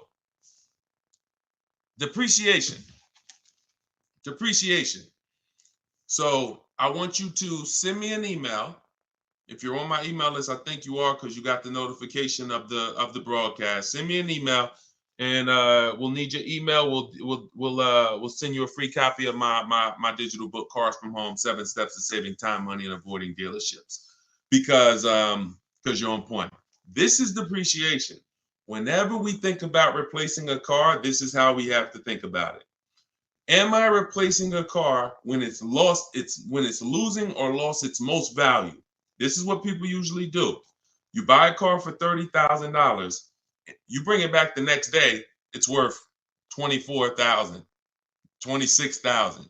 You're like, wait, how did I lose that much money in one day? That's what it is. The car's been titled. It's no longer worth what you just paid for it. So, and the more you overpay, the more you lose, because it doesn't change. You could, if you overpay because you don't have any strategy and you end up paying 33, that car's still worth 26. That car's still worth 25, whatever it was going to be. But a year later, you buy a car for 30,000. What's it worth a year later? What's it worth? What if you buy a car right now for 30,000? What's that car worth 1 year later? Average miles. So we're answering Peter's question because he's asking, should he be replacing his car? And then every one of you who are not keeping your cars 8 years, you need to be thinking like this, because I'm about to show you that you're losing a lot of money by not leasing. Thousands of dollars. Okay. I don't think it's worth 10,000, Ken. You buy a car for 30,000, a year later it's probably worth 22 with average miles, 23 with average miles driven. That's the unseen expense. That's depreciation. Goes down like this. So you lose big percentages of your car's value every year in the form of equity. So whatever your car was worth today, a year from now, if you just recently bought it, you're going to lose a large percentage of the value. This is why when people say, and you might have said it, well, I don't lease because I like to drive as much as I want. I don't want to pay for the mile. Well, first of all, you can lease up to like 30,000 miles a year. Second of all, you pay for the miles whether you drive the car or not when you buy it. Well, let's go deep on this. If you park a car outside your house right now and you leave it there for 1 year, never drive it, you come back a year later, it's not worth what it was, right? Right? Right? Right or right? Okay, I want to make sure you're following this, because everyone who hasn't seen this lesson on depreciation, you need to burn this into your brain. It's very simple. It's this like a high school kid could understand what we're about to go over. So a car that you bought for 30,000 this year is going to be worth 23,000 next year with average miles, and then it's going to be worth 18,000 the next year, and then it's going to be worth 16,000 the third year, and then it's going to be worth 14,000 the fifth year. It's going to keep going down, but there's going to come a point in time where it's no longer losing that much money. Who has a car outside right now? If you've had it for at least 8 years, tell me how many years you've had it outside right now. Type the number of years, not if you've had it for at least 8 years. Because I want to let Peter know that if he's not keeping his car for at least 8 years, he should be leasing. He should be shopping for great lease deals, not great purchase deals. And there's no way for you to get a great deal if you purchase when you should have leased. It's no way. And I'm going to show you that too. Okay, so tell me, let me know. Let me see. How many years have you had the car outside? So Al, I see you've had it for 14 years. Let me know. Who's had a car outside? Tell me the number of years. Greg, I see you, 5 years. Shakita, I said more than 10. Gigi Sweet Treats, I see you on Instagram, 9 years. Jose, 20 years. Okay, Jose on TikTok with the 20-year car outside. Helen, 10 years. Sprice on Instagram, 12 years. Okay, this is what you got to understand. All these people that you're hearing answer, if you are like not an 8-year, 10-year, 12-year, 20-year person, they're not like this with their depreciation anymore. They're like this. What does that mean? The same amount their car is worth today, a year from now, it's going to be worth about that. If their car is worth 7,000 today, it's going to be worth probably 6,500 a year from now, 6,600, 6,700. This is the only benefit of purchasing compared to shopping for great lease deals. So if what you're doing, you heard me 3 minutes ago talk about the money you're losing when you buy these cars in the short term, 10,000. You're losing 1,000, 5,000 this year, 3,000 this year, 20. So if you replace the car in that cycle, you've just lost tons of money because you're literally replacing the car in the biggest depreciation phase. And I always say cash buyers never do this The only people that do this, unfortunately, are people with a monthly payment. Because what you're doing is you haven't clearly see, what I'm showing you is the value of the asset, the value of the car. The value of the car isn't your loan. The amount you pay for it isn't your loan. That isn't the value of the asset. The asset is what's losing value every year. That's why some of you, when you high mileage drivers, if you're a high mileage driver, type HM. If you're a high mileage driver, type HM. You'll see that the asset loses your loan. You get a regular loan, but here's what you're doing. Because you're driving so much, you're destroying the car, the asset's value. Instead of you losing three grand like the average driver, you put 20,000 miles on your car, you lose 6 grand. Then you lose 6 grand. Then you lose 3 grand. So your car is worthless because you're the asset, but the loan is the same. The loan may be the same as a regular person. So you have to distinguish this. This is what you should be thinking about. And in the 2 year, anytime you get into the mood of replacing a car in 2 years or 3 years or 4 years or 5 years or 6, this is what you should be thinking about. I'm replacing my car. Some people will pay off their car, take a 6-year loan, pay off their car, and then go trade the car in and do it again with another car. Soon as they pay off the car, just go get another 6-year loan, pay it off, replace it, just vicious cycle of money being thrown away. So you saw the first way to avoid that depreciation cycle. I just laid out with long-term ownership. You saw the people, 8 years, 10 years, Jose, 20 years on TikTok. This is all long-term ownership, avoiding depreciation. Here's the other way, great lease deals. Not average lease deals, not commercials that you see saying, hey, come lease this car, $400 a month with 4 grand down plus tax. No, great lease deals. Great lease deals look like this. Great lease deals are never advertised. This is Danielle. Look, Audi A3, got bids, $44,000 vehicle, $550 a month. No money out of pocket. $44,000 vehicle. Now, some of you know every $5,000 on a loan is about how much per month. I'm talking to the people that's been here, but some of you might have saw it in my social media videos too. Every $5,000 on a loan is how much per month. Thank you. Okay, dang, Eleuterio, you are totally on point. It's $100 on a 5-year loan. On a 5-year loan, so when you look at a car and you see $20,000, automatically in your mind should be that's about $400 a month. You should automatically default. I want you order. Some people say, Deshone, well, what if I want a 6-year loan? Well, let that be the backup. Don't default to a 6-year loan. Default to a 5-year loan. Because if you get a 5-year loan, you spend less money than if you get a 6-year loan. So default to a 5-year loan. When you look at a $20,000 car, say to yourself, it's about $400 a month. You look at a $40,000 car, it's about $800 a month. Because I remember every $5,000 is about, we all assuming money down. Well, I mean, no money down. We all assuming no money down. Every $5,000 you borrow on the loan is about $100 a month, depending on the interest rate. So this same car that Danielle is leasing for $550, somebody is paying $800-900 a month for it right now. Got the same deal she got, except they purchased and she leased. This is what you should be shopping for. Let's look at Benita. Now let's do something with a price. Look at Charles, $48,000 Hyundai Palisade. He leased it, got his bids. Because I know some of you look and saying, yo, how do you get these deals? These don't look like the commercials. No, we use a different system, a bidding system. That's how we get these deals. When you have 5 dealers competing to get you offered, this is the deals you're going to start getting too. When you go into one dealer and go back and forth, 80% of dealers are overpriced. So you're not going to see these numbers. You got to sit at home and bid and let these dealers come to you.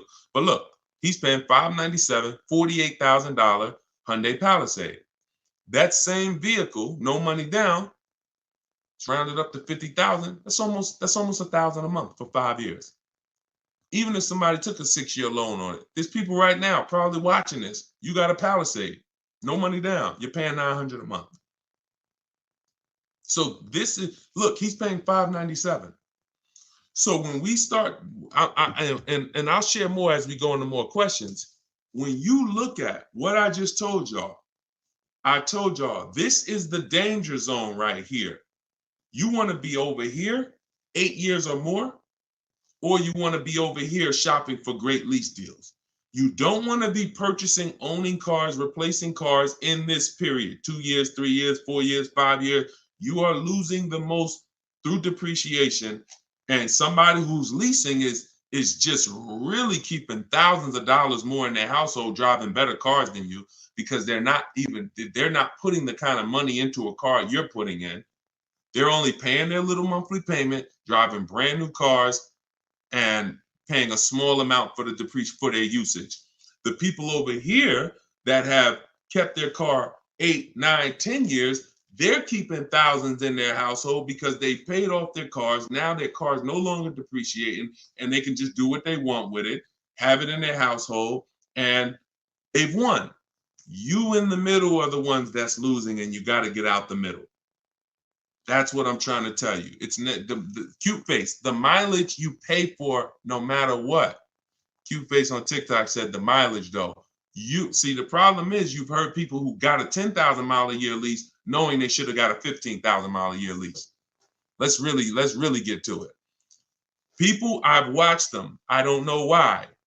Go in knowing they drive 15,000 miles per year, but yet they sign a 10-year lease, a 10,000 mile a year lease. It's the most, you want to not enjoy, you want to mess up your lease, then they blame the lease. I'm not saying this is you. If you drive 18,000 miles a year, you get an 18,000 mile a year lease. I had a guy come in, some of you know the story, when I was a manager at Hyundai for a couple weeks. Wasn't for me. I left after 6 weeks, but I got a chance to see something there I'll never forget. Guy came in, he was returning his lease, and I was helping him do the paperwork. I said, I looked at his mileage. He had like 72,000 miles on it. I said, you leased this? He said, yeah, I'm in sales. That's all I do is lease. I said, oh, that's crazy. He said, yeah, I drive like 25,000 miles a year. I pay my lease payment. I bring that car back every 3 years. I just get a new one. I said, wow. Because I know what he was, I knew what he was avoiding, because I've had people come in, that kind of mileage on their cars worthless. They still owe a ton of money, 10 grand, 12 grand, negative equity all the time. So their car's worth 10, but they owe 20 on it because the mileage, it has 120,000 miles. It's ridiculous. I see it all the time. So when I went and I did his paperwork, I saw he was only paying like $150, $175 a month more than a normal Hyundai Sonata. So if a normal Hyundai Sonata was leasing for $350, he was only paying like $525 or whatever it was, whatever the number was. It was less than $200 more for him to drive as much as he wanted to drive. So it makes no sense to literally get buried in negative equity because, I'm going to buy my car. It changed my perspective. That's when I started telling my high mileage clients about high mileage leases, because you pay for that's what you got to understand. You pay for the mileage whether you buy or lease. If you lease, you are trying to make your deal upfront for the usage. If you buy and you drive 25,000 miles a year, look, this is the normal driver. This is the normal driver. This is the high mileage driver's vehicle value. So that car was worth 40, but you put 75,000 miles on it in 3 years. Now the car is worth 20. You killed $20,000 of value in 3 years because you're a high mileage driver. So you pay for it. That's why I call this the unseen expense. Depreciation is the unseen expense. And those who want to win, you need to account for it. You need to base your vehicle purchases off of it. If you are a short-term person, 3, 4, see, we've heard that term, right? Depreciating asset. What does that mean? The last 10, 15 minutes, I've clearly told you this is what that means. It doesn't mean, oh, it just goes down in value. That means if you are buying an asset that goes down in value, whether you use it or not, and the more you use it, the more it goes down in value, then you need to plan your purchase of it accordingly based on how long you're going to keep it. But I'm also telling you that the depreciating asset eventually stops depreciating a lot. That's the people we talked about 10 minutes ago. 8-year, 10-year, 12-year people. Eventually, the depreciating asset stops depreciating a lot. You want to make sure that is your reward. Come on. If you get value out of this, type dollar signs, because that's gems. If you understand that my only purpose in buying a depreciating asset is to get to a point where it's not depreciating that much anymore, and that is my reward for paying all that money. That's my reward. I paid all that money to own this car, but it's paid off now. Now, here we go. It's not depreciating that much no more. I can keep it, and hopefully I'm going to keep this thing till one day it doesn't drive. That is the purpose of a purchase. There's no other benefit. Everything else, if you like Deshone, no way I'm keeping the car 8, 10, 12 years.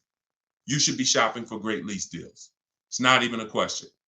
Not even a question. All right? We had to go deep on that. So, Peter, let that be your guide.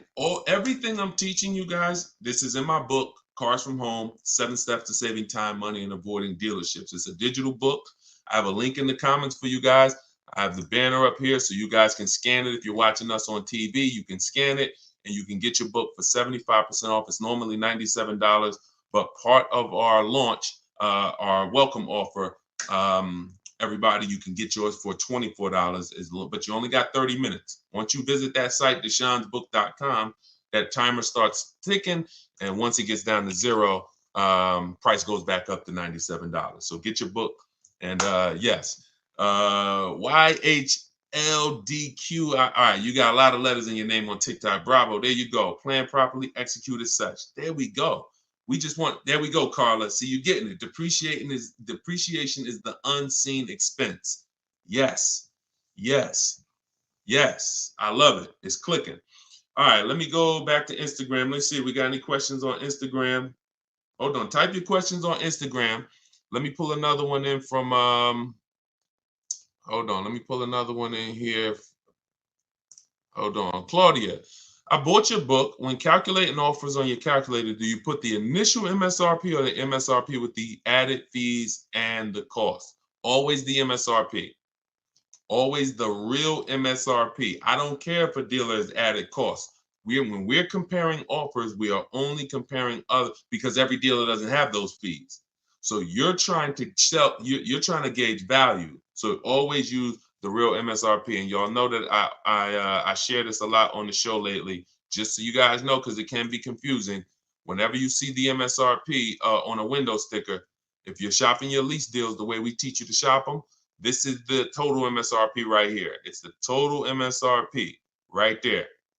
If they have a little addendum over here with some added numbers to it, that's not what we're using to calculate when we divide our monthly payments into the MSRP, and that's how we get the 1% lease deals, or the because everything we use to calculate great lease deals is based off of the 1% lease deal rule, which has been around probably longer than all of us.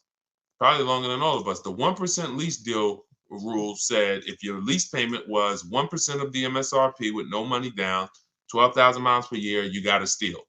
So everything we do from that is gauging, 1% and under is a steal. Between 1% and 1.5% is a deal. And above 1.5%, we don't take those. It's too high. You're paying too much money for a car you're giving back. But we don't go in. We don't go in saying, hey, get me under 1.5%. We get bids, because all these people that you see, Danielle got a 1.2% lease. Bonita, Charles on his Palisade. My God, some of you saw Kimberly's deal. She got under 1% on her new Maserati, 1.09%. Frina got her Jeep. Look, 0.88%, staying $579 a month, $65,000 MSRP on her Jeep. If they would have went in targeting, hey, yeah, get me here, then they would have lost. If they would have said, man, get me to 1.2%, they would have lost. You get bids, you get 5 offers, because 4 are going to be overpriced in most cases. 80% of dealers are overpriced. That's the data we've seen. And then you let the bottom of the market reveal itself to you. Okay? We don't know what we're going to say. We don't know how much money we're going to save off a car. We don't know until we get those bids, and then the bottom reveals itself. So we're never fishing for the bottom. We're getting bids and revealing the bottom. Okay, Rev Michael Dancy, what's up? I'm waiting for the 2025 miles to come in so I can capitalize on the 2024. That's cool if they're still around, for certain. Yeah, but make sure that you compare, because you want to have enough 2024s to get bids. You want to have, a lot of times, if there's a lot of leftovers, then you could do well. If there's not too many leftovers, sometimes the only ones that are left over are the ones with all the equipment. Like whenever we had the leftovers, the ones that were the most popular, they sold quick. But the ones that were left over, they sold, all the ones that had a bunch of equipment packages that weren't really popular, those were the ones that were left over. But it's different now. Inventory is back. A lot of dealers have tons of inventory now. So that could be a good strategy. But I like the idea of being in the market 3 months before you need a car, and then, being positioned so when a dealership needs a car, a sell desperately, you're the one they call. Because most people, Michael, they're going into dealerships and they need a car today, this week, maybe this month, latest. That's most people. So they're not going to be able to be positioned, unfortunately. That's why I don't want you emergency shopping anymore. I'm talking to everyone. When you're using a bidding system, you're reaching out, you're contacting multiple dealers. I have a system in my book, I call it the 25 to 5. This is for new cars and leases, 25 to 5. So we're creating contact with 25 dealers on their website, telling them what we want. We do this in 20 minutes, literally 20 minutes, because I also have, things you copy and paste in there to make it quicker. But once you do this, now what you're doing is you're seeing who has a car, and then you're sending a template to request a quote, and then we say out of 25 dealers, we're going to get 5 quotes, at least 5 to 7. If we don't like those quotes, we've already told them in our initial email when our deadline is. This is important. This isn't information we hold back. We say, hey, I could buy a car today. Whenever we reach out, we always say, this is built into my template. This is something you want to say. When you reach out today, I could buy a car today. That lets them know you're a serious buyer. But I don't need a car until this day. We call that our no later than date. Why that's important? Because a dealer's mind is about today. So when we say I can buy a car, I can make a deal today, it gets them excited. Oh, I got a serious buyer on my hands. But when we say, hey, but I don't need a car until end of the summer.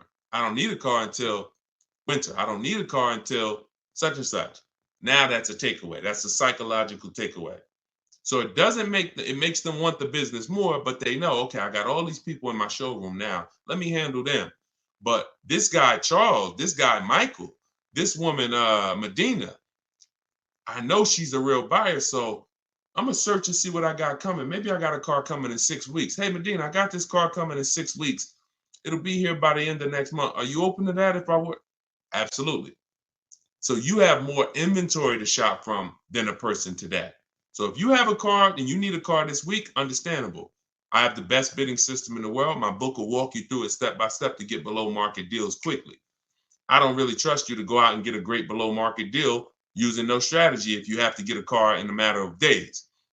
But if you have time, time is a luxury. Time is an asset. Time is something you should be shopping 3 months before you need a car, because deals change every month. Every month programs change. Used cars, pricing trends change. You can see the prices go down. You can see them go up. There's advantages to having time. You could also, when we shop for used cars, our best deals aren't when we go to the marketplaces, Auto Trader, Car Gurus, all of these marketplaces we shop on. They're not there. We look at the market and we create accounts. Why? Because once we put in what we're searching for, we get alerts of new inventory. Watch this. If I want, I can't teach you. You can't get a below market deal. Dad, y'all running the lights up on TikTok. Shout out to the people tapping the screen. See y'all. Appreciate y'all. You can't get a below. The first step to getting a below market deal is you got to know what the market is, because most people are paying market value or above. That's a $3,000 to $5,000 price increase. $3,000 to $5,000 from average market value to above market value. That's what most people are paying with no strategy. Because if everyone was getting below market deals, they wouldn't be below market deals. They'd be average deals. So now the people with strategy that I'm teaching you, the stuff that you're learning, you need to see those above market offers so that you know you're paying below market. Okay? So with a used car, I need to see the low side of the used car market on all these marketplaces. I need to have alerts on so that every single car that pops up, soon as it hits the marketplace, I get a notification of it. Because no one else is going to know the market on this car like you will. Once I walk you through this, once you follow these simple steps and not just winging it, you look at the market. We always sort from lowest to highest price. This is what I did with my Infinity truck I bought a little while ago. And I saw what the lowest prices was, and then I turned on the alerts. So I turned on the alerts, but I saw when I got mine, I didn't need to wait for the alerts because I saw a deal so good, I just jumped on it because I saw it literally in 48 hours. I narrowed it down to my top 4, and it was one deal that was so good. So, but it's a multi-step process. But so here's what, so the point is, new cars and leases, we see below market. The only way to get below market prices is to have 4 or 5 or 6 higher offers. That means you know you got the below market because I had 4 or 5 or 6 higher offers than the one I accepted. On a used car, I need to see other used cars that are priced $2,000, $3,000, $4,000, $5,000, $6,000 more than the one I ended up getting, because that's the way it is all the time. And as long as you hold to these rules, you'll understand this is my target. Okay? You only do this once. Once you learn this process, y'all, it's rinse and repeat too. It's harder the first time because this is not my first time. I didn't even know I needed a strategy to shop for a car. But now you see, if I want to save thousands of dollars, get below market deals, I need a strategy. But once you do it, this thing, that's why I can do it in my sleep, because I've done this 10, 15 times for myself. I've done it for other people, and I've taught a lot of people to do it. Trust me when I tell you, this is not rocket science right here. Tiffany got my book, and she wrote me, she just saved $6,300, $6,500 off her 2024 Mazda she just got. So, but it's a mindset. Bigger than the techniques. Let's get back to the questions. But bigger than the questions is your mindset set up and focused on below market deals and bids? That's, if I had to narrow it down to 2 things, below market deals and bids. And I throw one more in there. Well, which is really bids. Don't talk numbers in the dealership. Everything happens at home. All right. Let's go. Let's go back to the questions.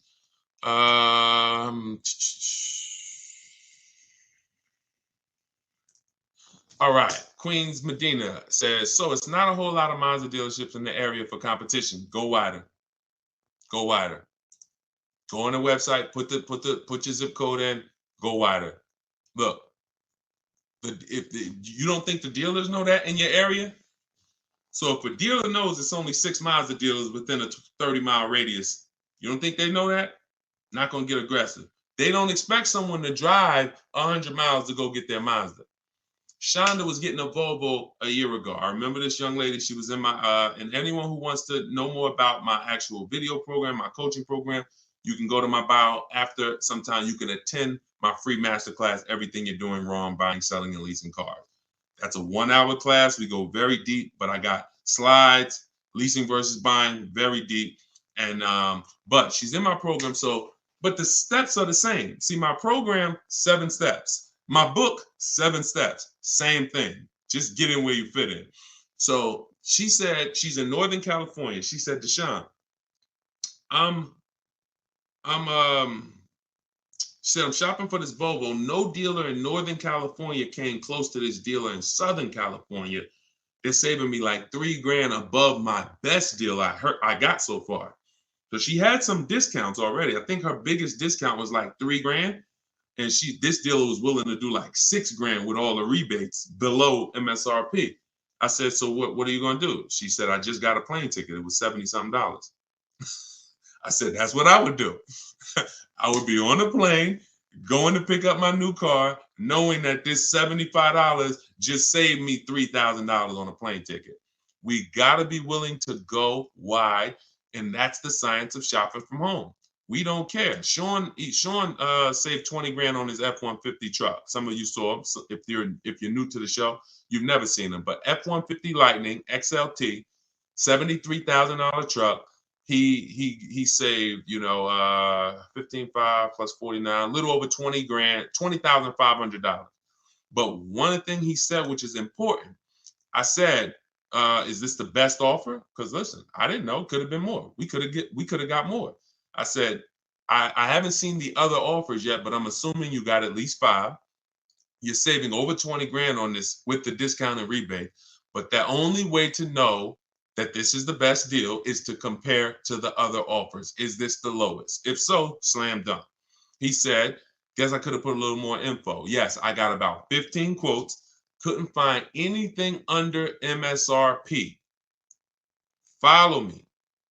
He said, I expanded my search to 150 miles outside my area to find this deal. I'm going to another state to pick this up, which is something I never would have thought of before.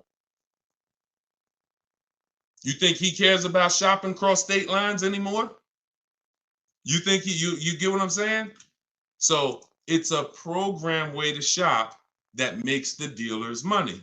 And in order for you to save all the money, you now have to step out of that program and let everybody else run that old way. Let everybody else go in and go back and forth with one dealer and think they won. Let everybody else do that.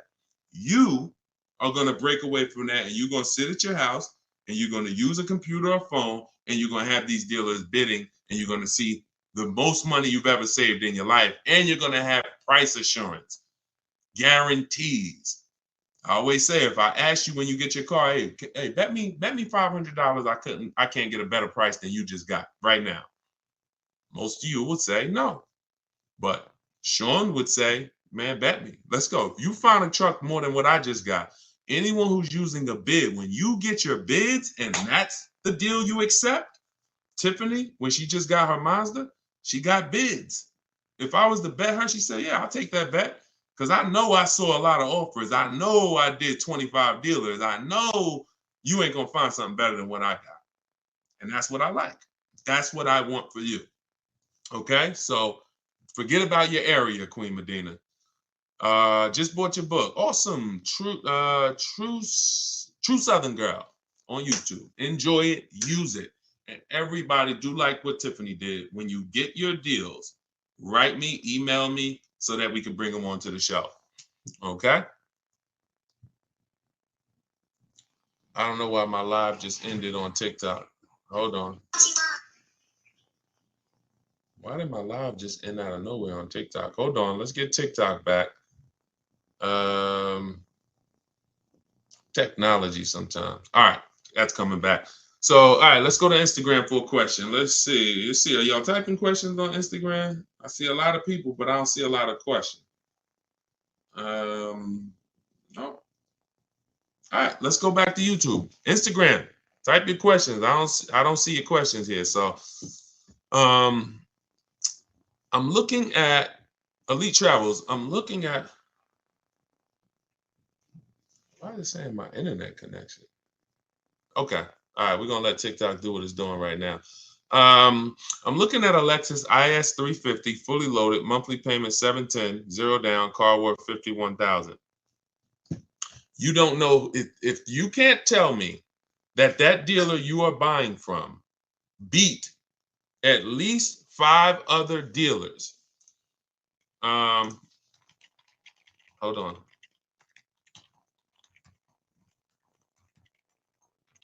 Hold on one second.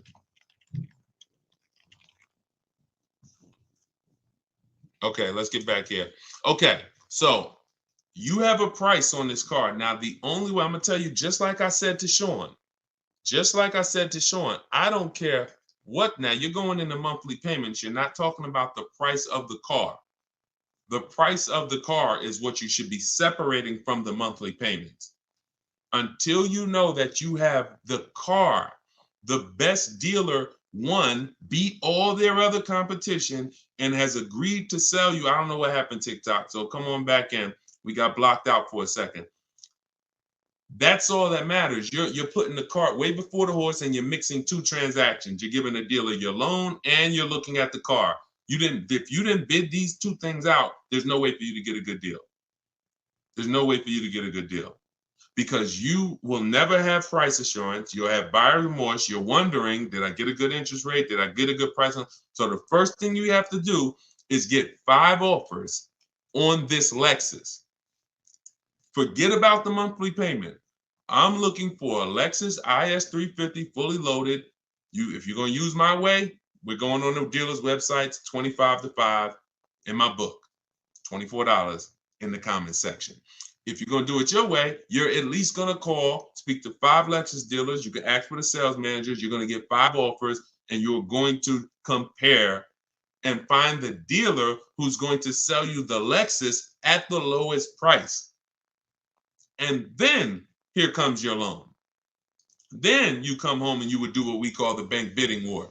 So we have a process we do where we let an almost unlimited number of people run our credit so that we can bid out our loan. I said earlier in the show, there's people who they don't sell cars, they just want to lend you money.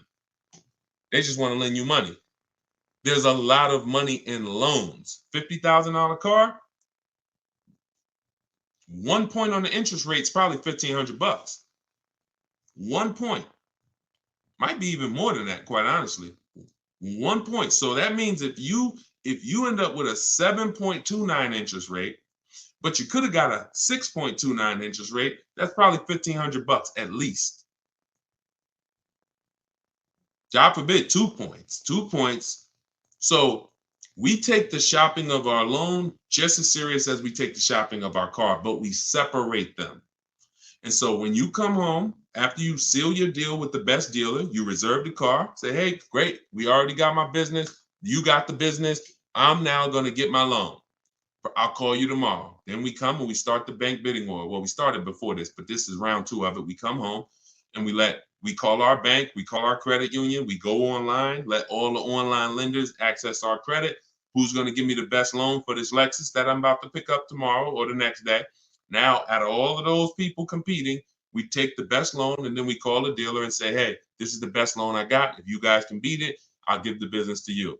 That's the bank bidding war, because the dealer has another 5, 7, 10, 15 banks that he gives a lot of business to every month, that he wants to see if he can beat that and earn your business on the loan. You want people fighting for your business. Everything is a fight. Everything is a fight. So that's what you want. All right. There you go. It's the biggest thing. I used to call these the 3 pillars of great car deals. Who you buy your car from, who you lease, who you buy your car from, who you get your loan from, who you sell your old car to. You have to bid out each one. And that's how you guarantee you got the best deal. You can't give the dealer all 3 of these and you just work this out for me. No, it's too much money in each of those transactions. And once you do this, you'll see it's easy. Nothing I'm telling you is hard. All right? Nothing that I'm telling you is hard. All right? Vince, I see you. Wait, did we get any questions on Instagram yet? Okay, hold on. Let me see. Because I said I'd go to Instagram next, and then I got you. Looking to purchase a mobile grooming van. Can these steps be used for that? Certainly. Only thing I would tell you with a business is make sure that your loan, well, you're not a high mileage driver, so absolutely. Anything where you're purchasing a vehicle, new, used, leased, I'm the best resource in the world. I will put my strategies up against it. And not only that, I put anyone who learned from me. I put I put Benita up against anybody. I put Charles up against anybody. I put Kimberly against anybody. I put Eddie against anybody. I put Danielle against anybody. I put Frina against anybody. I put Pierre against anybody. I'll put any. So I don't, yeah, of course. You're like, yeah, Deshone, of course, you could find a better deal than me. I put anyone who's using my stuff. Tiffany just got my book and just used it and got her Mazda. I put her up against anybody. Because once you learn to get bids, it's a science. Once you learn, you're going to get better deals than anyone who's not getting bids.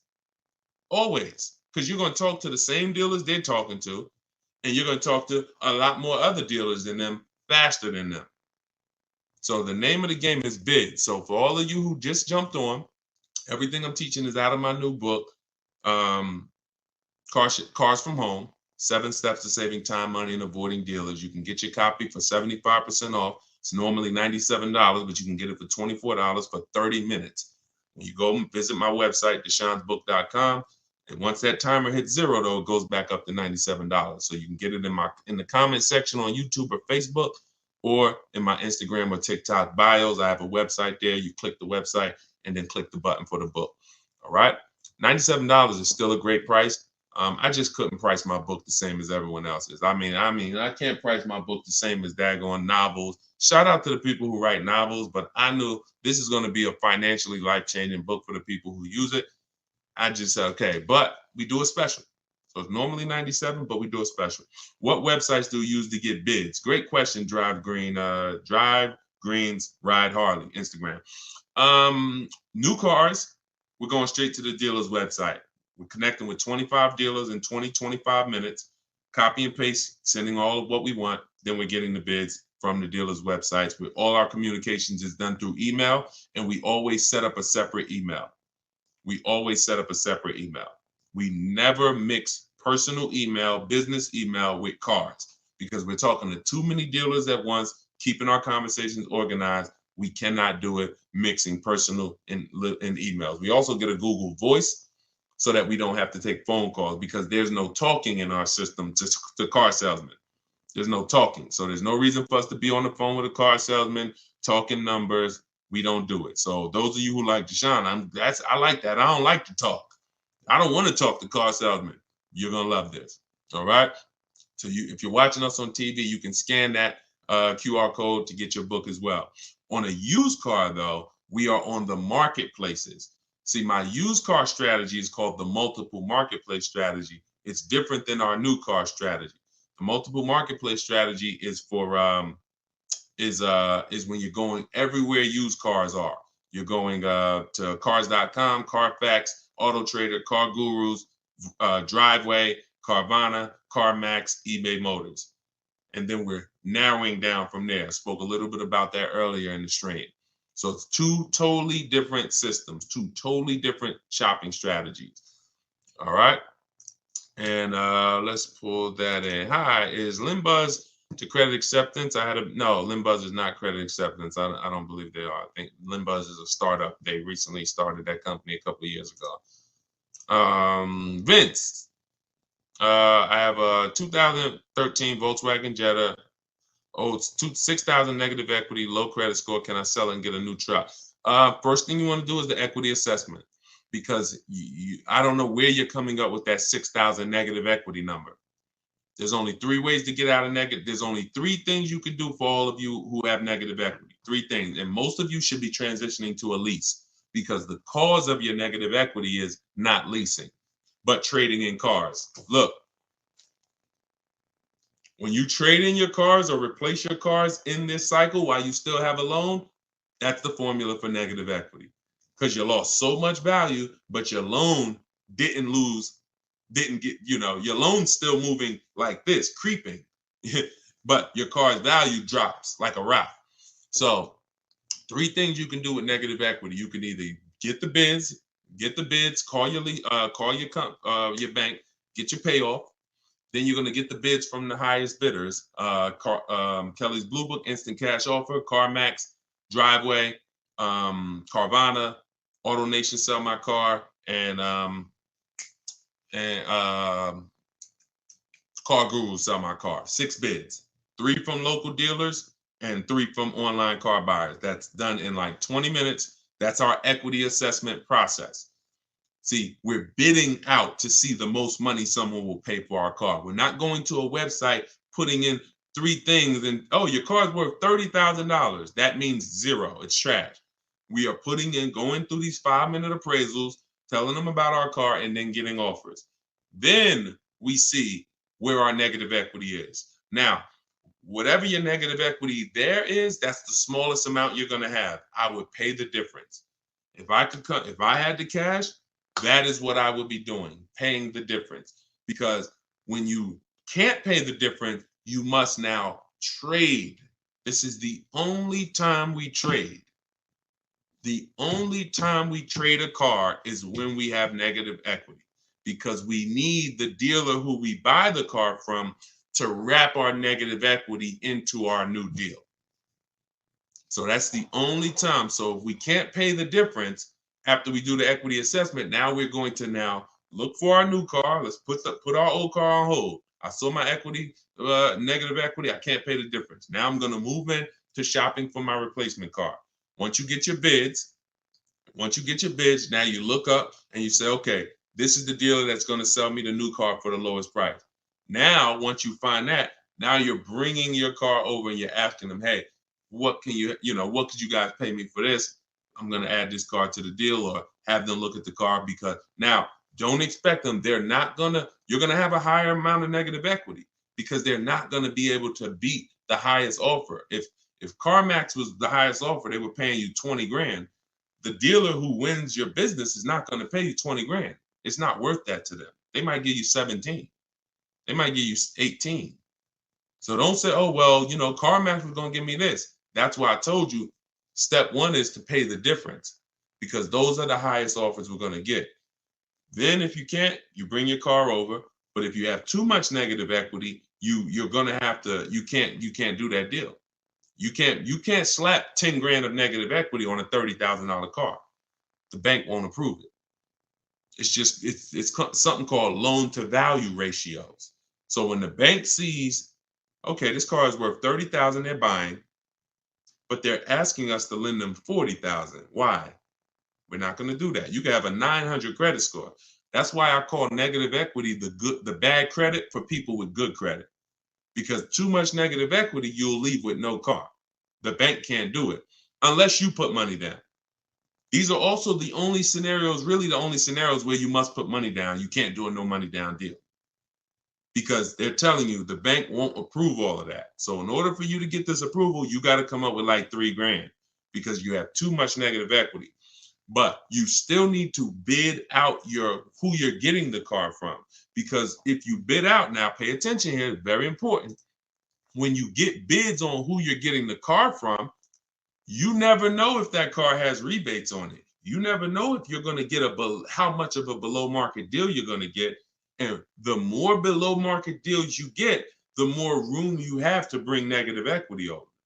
See, if someone's buying a $40,000 car, but they got it for 35, let's use Tiffany, for example. Let's use Tiffany. This is a perfect example, and I've never done this before, but I'm glad. So Tiffany bought a $44,000 vehicle. She got it for 65. She got 6,500 off. So now the bank will lend, usually with good credit, 20% above that MSRP. So if her car was 44,000, the bank will lend an additional 9 grand above that number, above the 44. So she got such a good deal.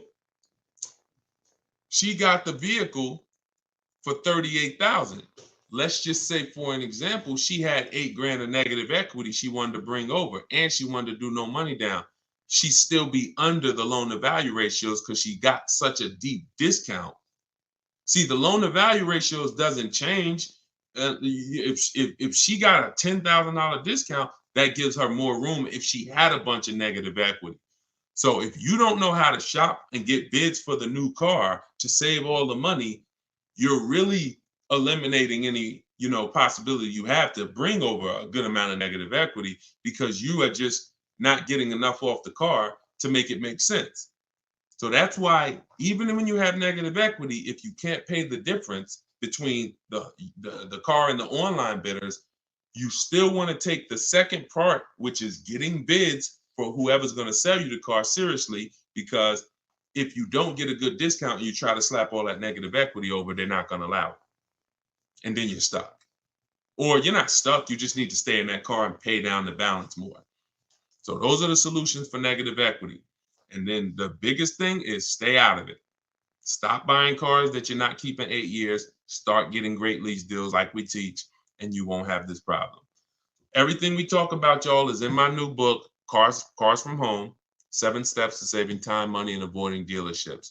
It's everything I teach in a step-by-step way.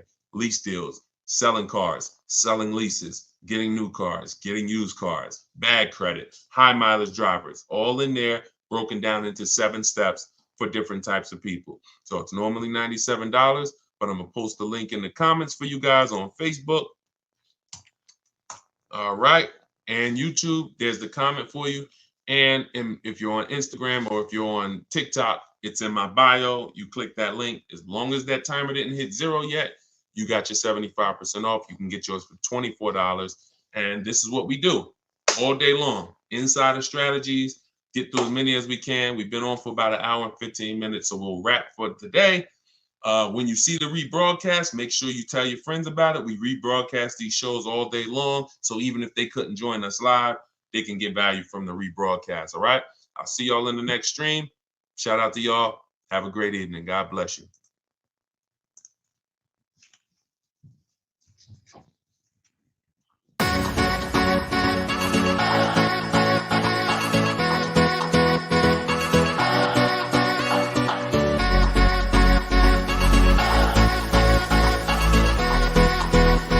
The worst possible thing you could say when you walk into a car dealership. I spent 5 years with Mercedes-Benz, 5 with General Motors, and the worst thing a person could say when they walk in is, if you could just get me to this payment, we got a deal.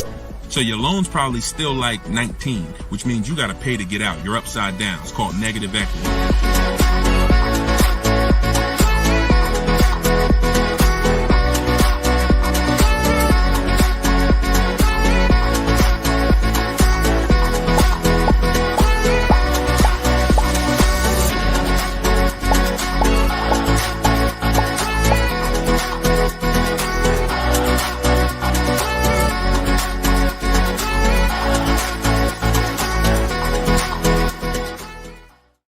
Welcome everybody to Car Shopping Questions and Answers special live show. We are live. This isn't a rebroadcast. If you don't see the banner, we're doing a special early morning live right now. So you know you may or may not know we rebroadcast these shows throughout the day. I'm your host Deshone, publicly known as Deshone the Auto Advisor. Spent 14 years in the car business. Now what I do is help everyone willing to listen, learn the science of car shopping from home, and how to stop negotiating and start making dealers and banks bid for your business. And that is how we save more money in less time than you will save spending hours and days at dealerships like you are most likely used to. So you guys can start typing your questions in. I do have my man Dolan moderating in the background. He'll bring the questions into the show. I always like to do a little housekeeping. I'm the author of the new digital book, Cars from Home, 7 Steps to Saving Time, Money, and Avoiding Dealerships. We are currently rated at 4.94 stars. Actually, right now, I got to do another screenshot. We got 35 ratings and 28 reviews. So thank you to everyone who's reviewed the book on Goodreads. And you can get your copy for 75% off during the show in my TikTok bio or my Instagram bio for 30 minutes. Okay, it's normally $97. We also have a comment in the Facebook and YouTube section, in the comment section. And we're going to put a banner up. Dolan, can you throw that banner up for those who may be watching us on TV so they can scan it? You can just scan that QR code with your mobile phone. I've also done a free masterclass called Everything You're Doing Wrong, Buying, Selling, and Leasing Cars. It's a 1-hour masterclass where I go deep on 23 mistakes that most of you are making because the car business has programmed you to make them. And how you can stop doing that, you can also attend that masterclass for free in my bio, but you will need a good hour to lock in. So with that being said, let's get it done. Let's get these questions coming in. Hey, what's up? What's up, Tuesday, child? Shout out to the people sharing on TikTok. Y'all already running the likes up on TikTok. Shout out to y'all. Shout out to everybody tapping the screen. And let me get Instagram up. I like to see Instagram up too. There we go. All right. I see you, Jake Neer. I just tore your name up. Forgive me. We're going to bring that question in. Dolan, we just got somebody on Instagram. So whenever you get yep. All right. I see we're good. Hold on. Let me turn that down. Butterfly Wings on Instagram. How do you negotiate a lease online? Great question. So you want to figure out what you want first. Go test drive it. I always say with a lease, you want 3 options. Because using what I'm about to tell you, you're going to get great prices. You'll get below market prices, but it doesn't mean the lease program's good. The only way the lease program's good is if all of the offers you get, if the best one comes at least below 1.5. Now, depending on what car you're looking at, the best offer you get might come at 1.3, might come at 1.1, might come under 1%, but you must get at least 5 offers because 80% of dealers are overpriced. So you're going to figure out what you want. Then you're going to go to the dealer's websites. I mean, if you're going to do it my way is using the dealer's websites because I don't like to use any third-party sites where they're selling our information. So we're going to go direct to the dealer's websites. Then we're going to tell them what we want online. And then we're going to have conversations by email. But you must set up a separate email. If you try to do this with your personal email or your work email, it's not going to work because you're going to have too many dealers emailing you. So you want a separate email. This is all in my book. I'm telling you what I call my 25-to-5 system. We reach out to 25 dealers online, and we're going to get 5 quotes from those 25. One of those quotes is going to beat everybody else. So it's a numbers game. So reaching out to dealers online, telling them what you want, and having the conversations. Now, if you're not going to get my book, which is $24 in the comment section or in my bio, as long as you get there with this 75% off, then you might do it manually. You might call and get these offers. You might call, ask for a manager. I don't talk to salespeople. So anything I'm ever teaching you to do is going to be to avoid salespeople. That's why we're avoiding dealerships altogether, but especially salespeople, because you don't know who you're going to get. You don't know if you're going to get, you just don't know who you're going to get. And 80% of salespeople should not be in the car business. So that's why we're never going to talk to salespeople to try to get our offers. We're either going to deal with managers or you're going to do it my way, which you're not even talking. You're using my scripts because I wrote the templates that you use. You fill in what you want, send it out to the dealers. Then when they come back, you got to expect this, y'all. You got to expect that dealers 80% are not going to make it easy. They're going to try to have a conversation with you, even by email, to get you on their terms, to get you on the phone, to get you to, hey, can I get your address? Hey, can we have a quick conversation? Hey, when can you come in? That's why I wrote scripts for everything you copy and paste to them. Like when they say, yo, can I get you on the phone? Hey, I'm gonna be handling all my purchase online, and then you ask a question because there's phases to what we're doing when we're communicating online. There's phases. First thing we're trying to do is see who has a car. There's no point in us talking to a dealer that doesn't even have a car we're interested in. That's why the first thing we're doing when we contact them is letting them know this is what I'm looking for. These are my options. I'll do a blue, gray, or silver one. These are the packages I'm looking for. That's the first thing. We're letting them know what we're looking for. We're letting them know our deadlines. So if you don't have a car, we're not even talking and moving to the next step. So the first conversation, the first set of scripts that I wrote is to verify who even has a car. Then once we verify who has a car, let's say we connect with 25 dealers online like we do, then you're going to come down and say, all right, and this is the only bad part I'm telling you about calling around. Because if you talk to managers, you don't know who has a car. So that's the first thing. Before you request a quote, get a price, you must verify, do these people even have a car that matches something that I would consider? So once you verify that, now it's time to request the offer. And our goal is to get at least 5 offers, 5 to 7, because 80% of dealers are going to be overpriced. And you need to reveal that to yourself. When you start seeing these offers, how am I looking at the same car? One person is $20,000, another person $23,000, another person $25,000. That's the way it works. You know, Tuesday Shout, this information is priceless. I appreciate you. That's what we do. And we only do it for the people who are locked in. A couple of you are locked in, and that's who you are, who I'm here for. So so that's what you want. You could either do it manually or you could do it my way using emails. It's up to you. But I didn't want you talking, because I know the more you talk, the more you're going to mess up the deal. No offense, I wouldn't talk. I'm a great negotiator. I wouldn't talk. The more I talk, the more I'm messing up the deal. The more I give up. We don't want to be in a verbal battle. Because again, we're not negotiating traditionally anymore.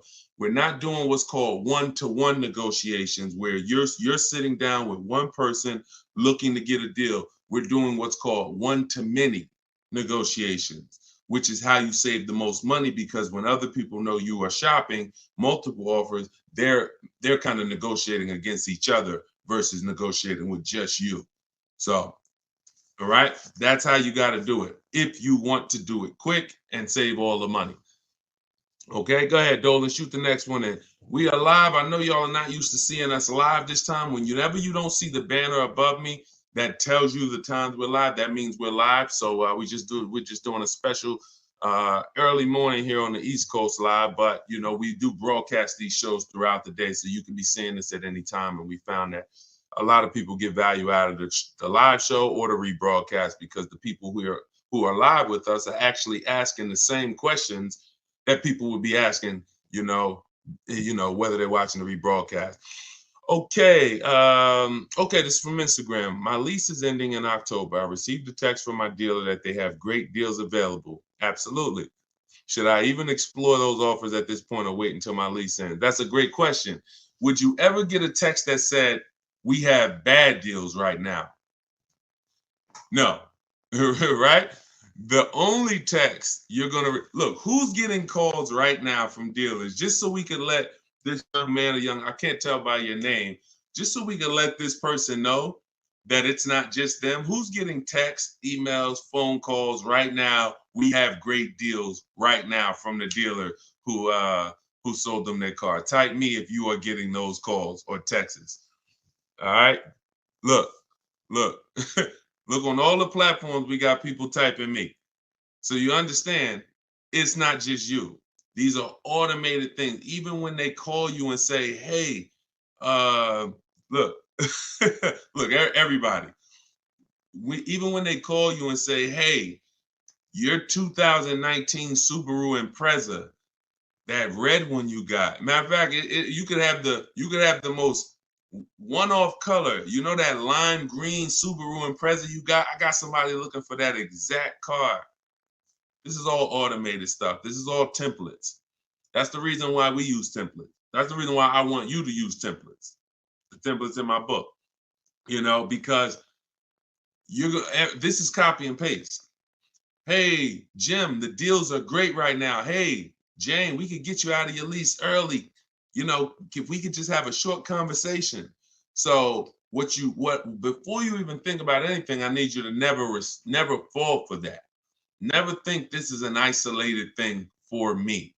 This is a template that goes out to thousands of people, and my name and information is filled in, even when you get letters to your house. So now we don't want to emotionally react to anything when it comes to car dealer marketing, because it works very well. It works on the public very well. That's why the showrooms are packed at the end of the month, at the end of the year. That's why it's marketing. It has nothing to do with getting great deals. Now, what you should be doing is controlling your deal. First thing you're going to do is decide whether you're leasing or buying again. If you're not buying your car to keep it 8 years to beat depreciation, then you should not be buying. You should be leasing. So if you're already in a lease and things haven't changed, like me and my wife, we went from leasing. We leased our last five cars.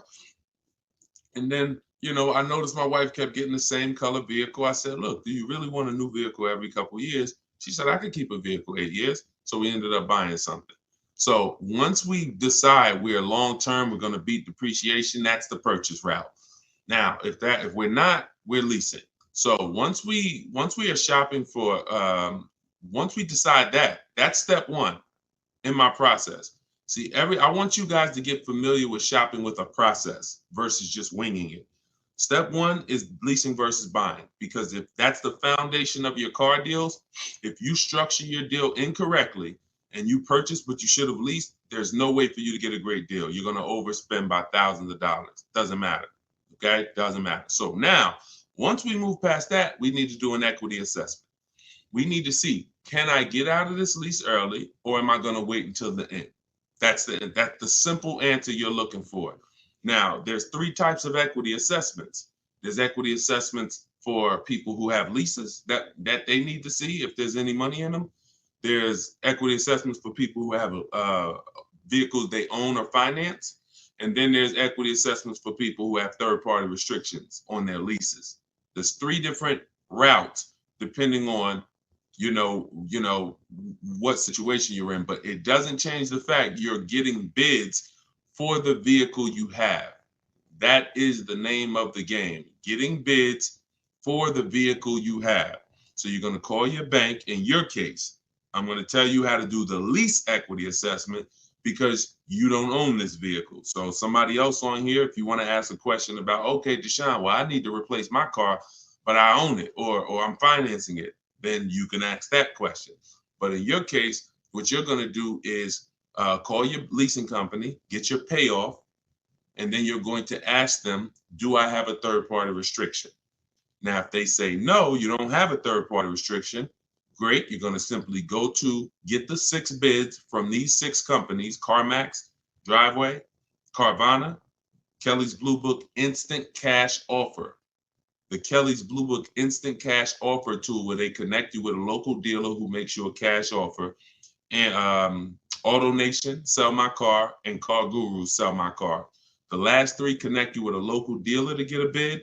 The first 3 are online car buyers. These are the most savvy car buyers. They cut checks instantly. This isn't like listing your car privately. This is like, hey, I come in, I see you do an inspection, I leave with a check.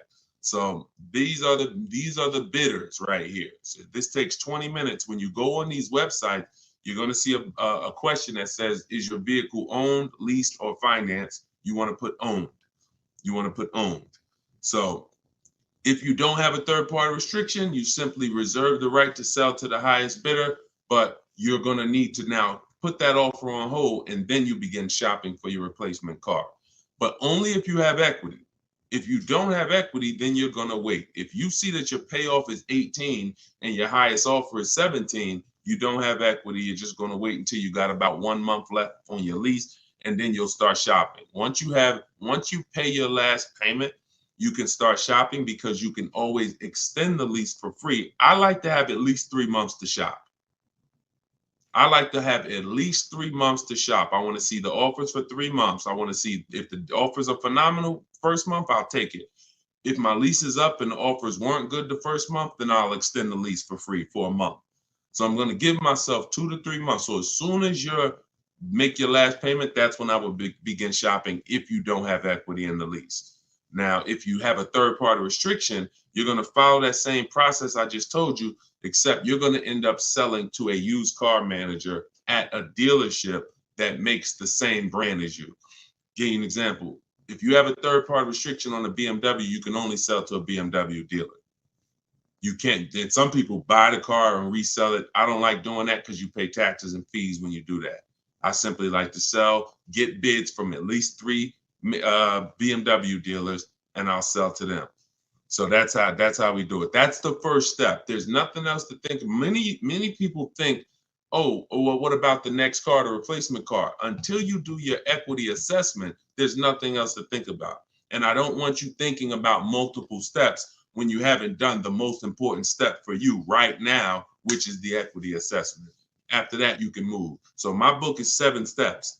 You got to do 1 step at a time, because it's not a thing you read. We don't do the whole process. We do it one by one. If you called me and said, Deshone, I'm getting a car, what's my first step? I'm going to tell you this. And then you call me back when that's done. Okay, I did that. Now, what's this now? Here we go. Do this now. Go to these websites. All right, perfect. I'll call you back when I'm done. All right, perfect. And before you know it, we're at step 7 and you're picking up your car. But it's an action program. Okay, and there's little steps along the way to make sure that we protect ourselves and save the most money and get below market deals. Okay, so handle that. Go ahead, Dolan. All right, we are live, y'all, so you can keep typing your questions. I see you. Thank you, JC Math. Thank you for all your knowledge. Appreciate you. That's what we're here for. Use it. Use it. Don't be a listener. Be a doer. All right. TikTok, does down payment really matter? It doesn't, Tyrant. We always shop with all our deals with no down payment. We always shop with all our leases with no down payment. And when we're buying our cars, we're shopping for the car separate from the loan. So you have to understand something. The reason why you get down payments mixed up is because you mix the buying of the car with the getting of the loan. You're in the business of getting the loan from the dealer, and there's nothing wrong with that if it's done correctly. We do not shop and say, okay, how much is this car a month? And can I get it with no money down? No, that means you're mixing two things. I want to buy a car from you, but I'm also going to give you my loan as well. I want you to just mix it up. No, because there's money in both of those transactions. So when we are shopping for a car to purchase, we're shopping for the dealer who's going to give us the best price on the car. That's priority one. The loan is completely separate. The person who's going to give you the loan is you're going to use, if you're following what we teach, you're going to use our bank bidding war process, where multiple banks and credit unions bid for our business without hurting our credit. You got to know how to do this strategically. Okay, it's called the bank bidding war, where we have everything we do as a bid.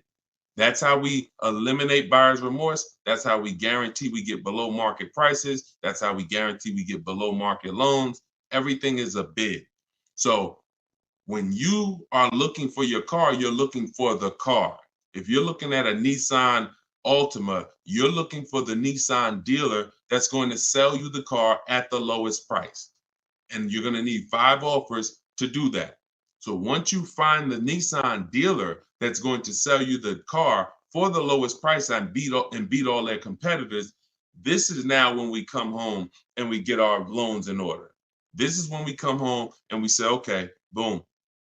All right, I'm going to have my bank, my credit union, some online banks, go online, banks and lenders who, do car loans online. I'm going to have all of these people start bidding on my business, because now I have a car that I'm looking to go pick up in the next 24, 48 hours. And then after we get that round done, we're going to call and see if the dealer can beat it. That's the bank bidding war. You have 10, 15 people bidding for your business in a 24, 48 hour period. And when you end up getting your car, it only affects your credit like one hard inquiry, even though you had 15 of them. So all the inquiries will show, but a weight on our credit score will show as one hard inquiry, because it's called proper rate shopping. So that's how we make sure we get the best loan, and that's how we make sure we get the best price on the car. If you've been mixing these two, it's no way for you to guarantee your best deal. There's no way for you to save all the money mixing the loan with the deal and with the car you buy. And then some of you even mix the trade in and say, okay, I'm going to give you my old car, and I'm going to buy a car from you, and I'm going to get a loan from you, and I'm not going to get bids on any of these transactions. Impossible not to overpay doing that. Sorry, I hate to be the bearer of bad news, but that's how I have to deliver it for you to understand. Come out of that cloud. Come out of that cloud shopping that way. Okay? But down payments doesn't matter. Only people that can't do no money down deals are people that have way too much negative equity and they don't have any money. If you are trying to bring a lot of negative equity over the deal, the bank's not going to approve it, because they only are going to lend a certain amount above the price of the vehicle. But here's what's very important. And no, we're not going to talk about the negative equity right now. We'll let that be a question in and of itself. But the only people who can't do no money down deals are people with large amounts of negative equity. It becomes more difficult for you to do those deals. All right. Go ahead, Dolan. Great question. Okay. Jay Golden Gate from Instagram. is this all in your book? Everything that I'm teaching is in my book. Every answer to every question that I'm giving on every live stream is out of my book, Cars from Home. 7 Steps to Saving Time, Money, and Avoiding Dealerships. I even try to let you know what step I'm teaching from because I want you to get familiar with the steps. Step 1 is the most important question. How many years you keep in the car? That's the 8-year rule, leasing versus buy question, because that's the foundation of your car transaction. I could help you save all the money possible. You can get big discounts on the car, but if you purchase the car, but you should have leased it, you're going to overspend by thousands of dollars. So that's why that's the first step, most important question. Second step is equity assessment. Third step, we structure our deals. We need to know, and this isn't budgeting. This is literally structuring our deal and knowing on a lease, what would a good deal be? On a purchase, what are my offers going to be? What am I looking for purchase price wise to be below my budget? That's deal structure. Then we're moving to shopping, not buying. This is where we choose our car, do a little research, 5-10 minute research to make sure the car we're looking at is not a problem car, doesn't have bad reliability ratings, doesn't have bad longevity ratings, doesn't have bad initial quality rating. These are quick steps. And then we test drive if we're looking at a new car or a lease. We test drive it in that step. Then we move to multiple offers. Step 5, where we're in the market, getting bids, getting offers, actually able to take a deal across the finish line if it presents itself to us. Step 6 is paperwork and protection, which means, all right, we got our deal now. Now let's finalize our loan. Let's go over some paperwork. Do we need extended warranty, tire and wheel? And then step 7 is delivery. Everything I teach comes out of one of those 7 steps. And yes, that's all in my book. And you can get your copy at deshonsbook.com for 75% off for 30 minutes. Or you can go to my Instagram bio or TikTok bio, click that link there, and then click the button that says get the book for 75% off. You won't pay the $97. But yes, good question. Go ahead, Dolan. Will older Toyota Camrys 2023, 2024 be cheaper or have more incentives due to the redesign of the 2025 Camry coming out? That's a good question. You never know. It depends on if they have a lot left over. So what I always say to anybody who's thinking you want to get a pre-owned car, but you only want to get it like 1 or 2 years old, you got to be careful doing that. Depending on the car, I'm going to tell you why. I've had people who wanted to get a new one. I mean, a 1 or 2 year old one, but I say first of all, you're not going to have enough inventory to properly gauge what below market is on those vehicles. Because the only way dealers get pre-owned cars is somebody trades it in or somebody returns it off lease. So if or they buy it from an auction, which means somebody had to replace it. Somebody had to get rid of it. So you don't typically see people replace their cars in 1 or 2 years. So that's why you don't see a lot of 1 or 2 year old vehicles. So what I always say is you need to be running the prices on the brand new ones. Now, in the case of a redesign, maybe you don't see too many incentives, but you still never know. We had somebody hop on the show 3 days ago, and she said that she got a brand new BMW X4 M Edition, popular truck, new, and she's saving $7,000 on that particular vehicle. So you just never know. But there are vehicles out here where you can save thousands off a brand new one. So give you an example. Somebody, Frena, she leased her Jeep. She probably got 10 grand off the price. Okay. And some of you know, if you've been on the stream before, that I regularly share people that get, on certain cars, you get 20. I mean, Maserati, Kimberly's Maserati, she got 20 grand off. Sean, he got 20 grand off on his F-150 Lightning. So you don't know what you're going to get until you get into the market and see what the demand is for that vehicle and see what the rebates are. You don't know until you get all those offers. None of those people knew they were going to save 20 grand. No one knew they were going to save 10 grand, 7 grand. They only get in and then they get the offers and they see this is their best deal. So if I end up being able to save 7 grand off a new one, then what should I pay for a 1-year-old one? That's the point. If the new market, if I don't have enough inventory to compare the 1-year-old ones, because you're not, then I can only compare it to the new market. So and if you do it my way, it takes 60 to 90 minutes to get all these offers. Before one trip to the grocery store, sitting down at your computer doing it my way, you'll be able to see what the market is for any vehicle. And when you really get quick, you'll be able to do it in like 45 minutes, copying and pasting. So once you see that, if the new market for the car is $7,000 off, how much should I pay for a 1-year-old one? Well, it better be at least 10, maybe 11, because a brand new one is $7,000 off. Now, opposite is true. If I could only get $2,000 off sticker, that's my best offer. Then maybe a 1-year-old one, I'm looking for $7,000-8,000 off sticker, $9,000. So you got to know what the new market is, because the worst mistake you could make is to get a 1 or 2-year-old pre-owned car that has a heavily discounted new car market that has $5,000 rebates on the new car. Think about Sean. I want to use an extreme case, but even cases that are not this extreme will still make a huge difference. Sean, he saves $20,000 off his F-150 Lightning. What happens if somebody said, now that's a $73,000 vehicle I'm showing on the screen. What happens if somebody says, well, I want a 1-year-old one or a 2-year-old one? Now they think, all right, I'm gonna go and look for one that's probably about 50, 55. Now they go pay 55 for a 2-year-old one.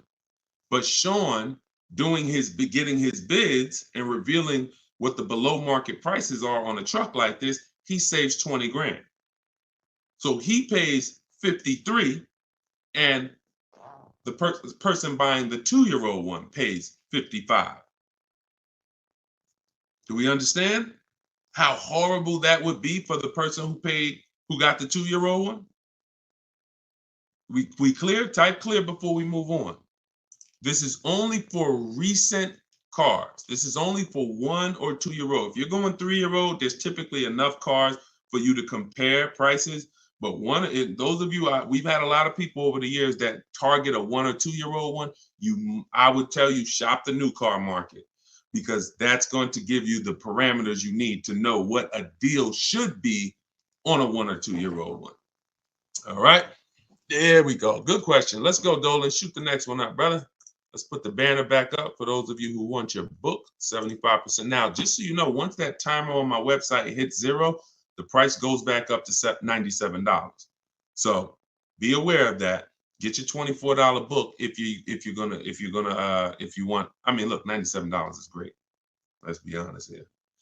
We usually keep cars for a while, but we see a lease deal for $189, 0 due. This is trash. This is trash. 36 months only for commuting to work, perfect credit. And I'm gonna tell you what's trash: advertisements. Deals are not advertised. First of all, the 189 is going to be on a specific vehicle, and it's not going to include taxes and fees. I'm under the mindset now, if it's 189, 0 due, 36 months for commuting, okay, 30,000 miles, which is right at what we do. That's 10,000 miles per year. All right, that's great. You can adjust the lease up to 30,000 miles a year if you want, but they only need 10. Do I need to negotiate this? That's always, look.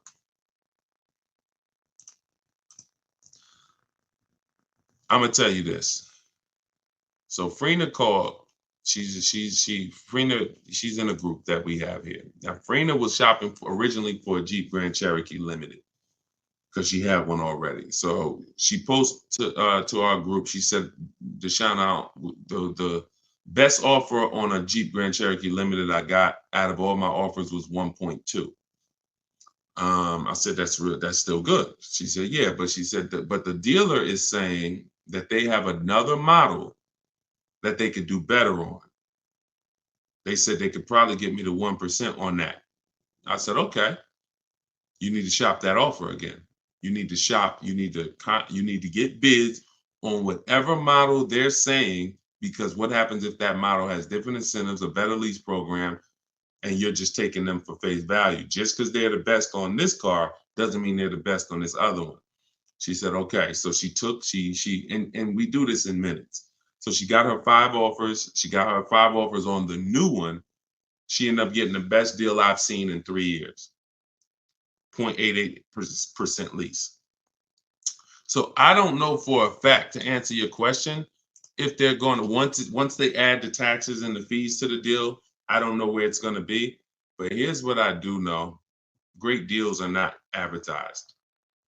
So deals where dealers are like, I don't really want to do that. It's tight. Like they didn't love doing that deal for Freener. They just did it because they wanted to move a car.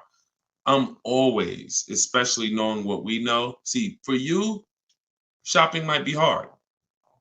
That's why I'm trying to give you the formula and give you the recipe to getting deals online so that you can start getting bids in minutes. Even if you're going to do it manually by phone, it's still better than you just going in and saying, okay, that's what you advertise, give me that.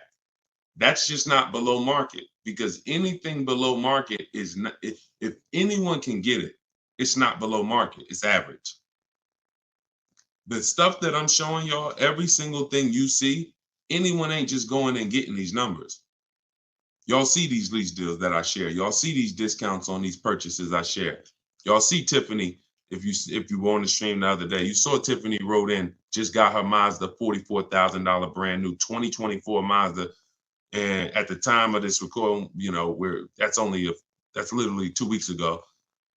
She saved $6,500 off a brand new Mazda. These are not deals people are getting. These are below market deals. So it's really your personal preference. If you want to be lazy with it, go in and try to fight for that advertisement.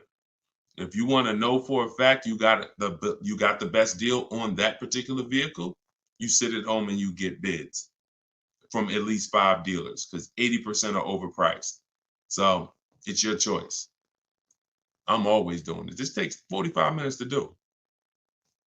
By the time you get home, like whatever car this is, let's just say it's a Toyota Corolla, whatever car it is, by the time he goes, visits the dealer, and comes home, I would have done the process to get at least 5 offers on that same vehicle. That's how quick this is. Go ahead, Dolan. All right. What's up, Paul? YouTube. Have you ever heard a dealership tell you that you have too many cars when trying to get a loan from a dealership? I currently have 6 cars and they stated I should trade in at least 2 to 3 vehicles. Absolutely. Absolutely. If those cars are attached to your personal credit, then most definitely. The only way that wouldn't matter is if you had those cars in a business credit where it wasn't showing against your personal debt to income. So, if you have several cars in a business name that's not showing, then that's showing them the business is taking care. They won't even see them in many cases. So if you have, 6 cars on your personal credit, of course, at any given time, yeah, if any one of those lenders is taking a risk, because what happens if the economy shifts? What's the chances that he's going to be able to pay 6 cars? So for sure, your best bet is going to be trying to, secure outside funding, outside financing. But that's what we would do anyway. We would always be shopping for our credit, our loans separately, and then giving the dealer the chance to beat it. For sure. And if you can support that, if you can show the income to support it, but it absolutely is very risky from a lender's perspective. Very, very risky. You just need to find the right lender at this point who is willing to take the risk, because obviously most people, it's hard to get a second car. Second car is hard because they're looking at normal people. Normal people are not going to be able to support a second car. Maybe a second car though, a third, a fourth, a fifth. No, I don't even know how you got those done, but however you did, it's income. I mean, I've had people make, $800,000, $900,000 a year. Okay, so it's all income based. So I'm not going to sit up here and tell you I don't know how you got it done. If a bank sees that you make $500,000 a year, and you're bringing in $10,000 a week, and they say, okay, $40,000 a month. Okay, car payments are $3,000, $4,000, $5,000 even. Okay, but you're going to reach a point where they're going to start to see that, okay, this is too much risk. So I wouldn't be dealing with dealers, banks, especially if they're telling you trade 2 or 3 cars. You need to find a bank or a financing source that's going to be comfortable taking that type of risk. And that's it. Go ahead, Dolan. And if you're using those for business, you should really try to get them in a business name. Is your book only digital, or can I get a hard copy? It's only digital, because there's nothing that I can do. First of all, there's so many reasons why it should not be a hard copy. One, the car business changes. My strategies and steps don't change, but the websites we use change. Vroom used to be one of our bidders. Vroom went out of business a couple months ago. So if you had a physical book that you were reading, you'd be going to Vroom and getting we don't do this anymore. So templates, I link you to templates that you scan, you're copying and pasting. I'm linking you to Google Documents. I'm linking you to videos that's in my video library. There's things that I'm linking you to throughout the book. Plus, you jump from a section, like it's like a warp zone. If anybody ever played Mario, when you get to a part where I'm asking, where the most important question is, how many years are you keeping the next car? If your answer is less than 8, you click a link and you're going to the lease section. If your answer is more, eight or more, then you click this and you're going to the purchase section. So it's an interactive book so that you're not reading. It's no way. I don't want to be a person who's leasing a car. I mean, I don't want to be a person who's purchasing my car and I'm kind of skipping all this information about leasing that's not relevant to me. I don't want to do that, because now I'm going to get confused. Okay, is this for me or not? So I had to have links that warp you to certain sections that keep you on track. Wouldn't be possible with a physical book. And again, the updates are probably the most major. Those 2 reasons are why this book would be horrible as hard copy. Well, I'd just be coming back every 6 months, every year. I'd have to do volume 1, volume 2, volume 3, because that book you bought last year, it's not relevant anymore because there's so many things that change. When I wrote my first book, 52 Car Buying Questions Smart People Don't Ask, that was 2021. 2021, that was a digital book as well, but the format of it was so rigid. Once things changed, I couldn't change it. I had to totally write a whole nother book. Plus, I wanted to do it step by step. But back then, TrueCar had more power than they have now. That TrueCar has no power now. So all of these things, the markets change. So we need to make sure that all the information we're giving is able to be updated. So when you open the book a year from now, it's relevant. And that's because we're updating the main file. Could never do that with a hard copy. All right, legit question though. Go ahead, Dolan. We are live, y'all. I know you don't usually see me live this time of the day, but we decided to do a special live. So whenever you don't see the banner above my head, you're watching a live show. When you see the banner, that means you're watching a rebroadcast, because we rebroadcast the shows throughout the week. So that way, if you couldn't catch the whole show, or if your friends and family need to see it, you can always point them to the show on any of the 4 platforms. But we are actually live now, so you can type your question. Do you suggest putting a car in your business name with or without a PG? I'm not in the business of teaching people how to get business loans without personal guarantees. So, whoever told you could do that, you should follow them to learn what banks, what cars do that. But you should still use my system to get the prices. Because one thing I see about these people who buy cars in their business credit, they just overpay like crazy. They walk in and say, "Oh yeah, I want this car right here." They don't know how to get below market deals. Same thing with influencers walking in with checks. Hey, your girl got a G-Wagon. Yo, your boy just got the Range Rover Supercharged autobiography. Man, they walk in and they are getting hit. Hurt. I don't want to use that word on YouTube. They are getting hurt big time financially on these cars. So I would say, and I say the same thing with people who do Toro, or who do who have a rental car business. You need to learn from someone who's going to teach you the business systems. That's the stocking of the inventory. That's the insurances. That's the how to market the business. That's the, best practices in the business. But then you need me, because we're the best at teaching people how to buy the inventory for the lowest prices. people are overpaying for their inventory because they view it as the business's money. That's ridiculous. Business's money is your money. So, but whether it's a PG or without a PG, get it done. If you sign in PG, I don't see most banks are not going to do that, because what you're saying is, here's my business.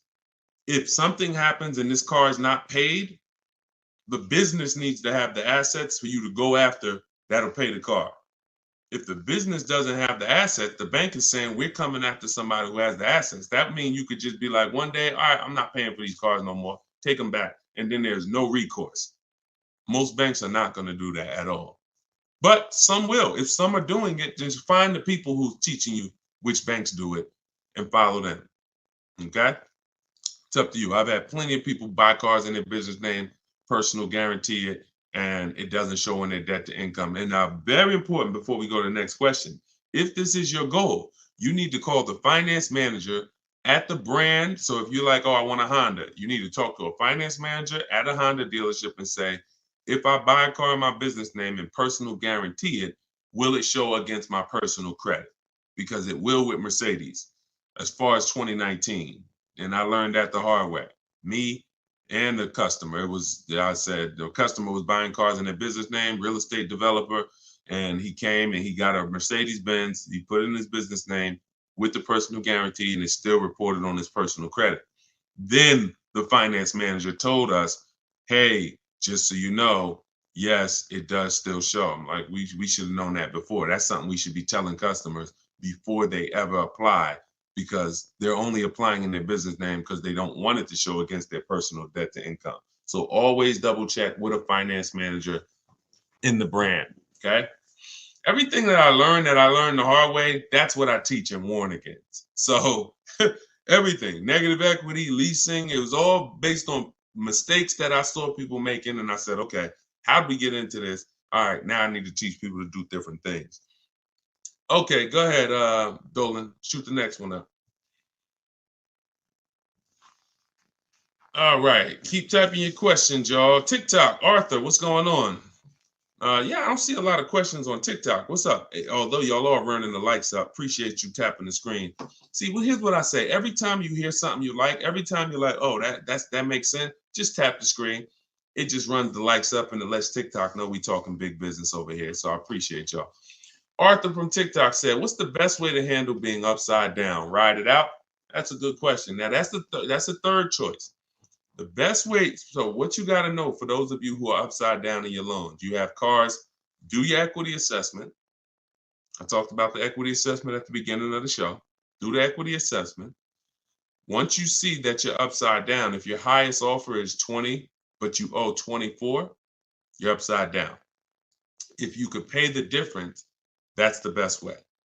If you could pay the $4,000 outright, that's the best way, because the second option, you're going to have more negative equity than $4,000, because the bidding system is meant to reduce your negative equity by maximizing the price you get for your car. So in order to maximize the price we get for our car, we must get bids. So once we get the bids, we move on and say, okay, I can't pay the difference.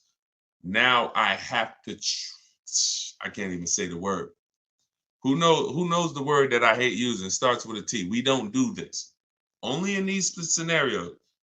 Only in these scenarios. Only when you have too much negative equity, you can't pay the difference. You have to do the T word. What is the T word? Anybody know? We might have a bunch of new people on here. They're like, no, Deshone, this is one word we don't do. Okay. Nobody? All right.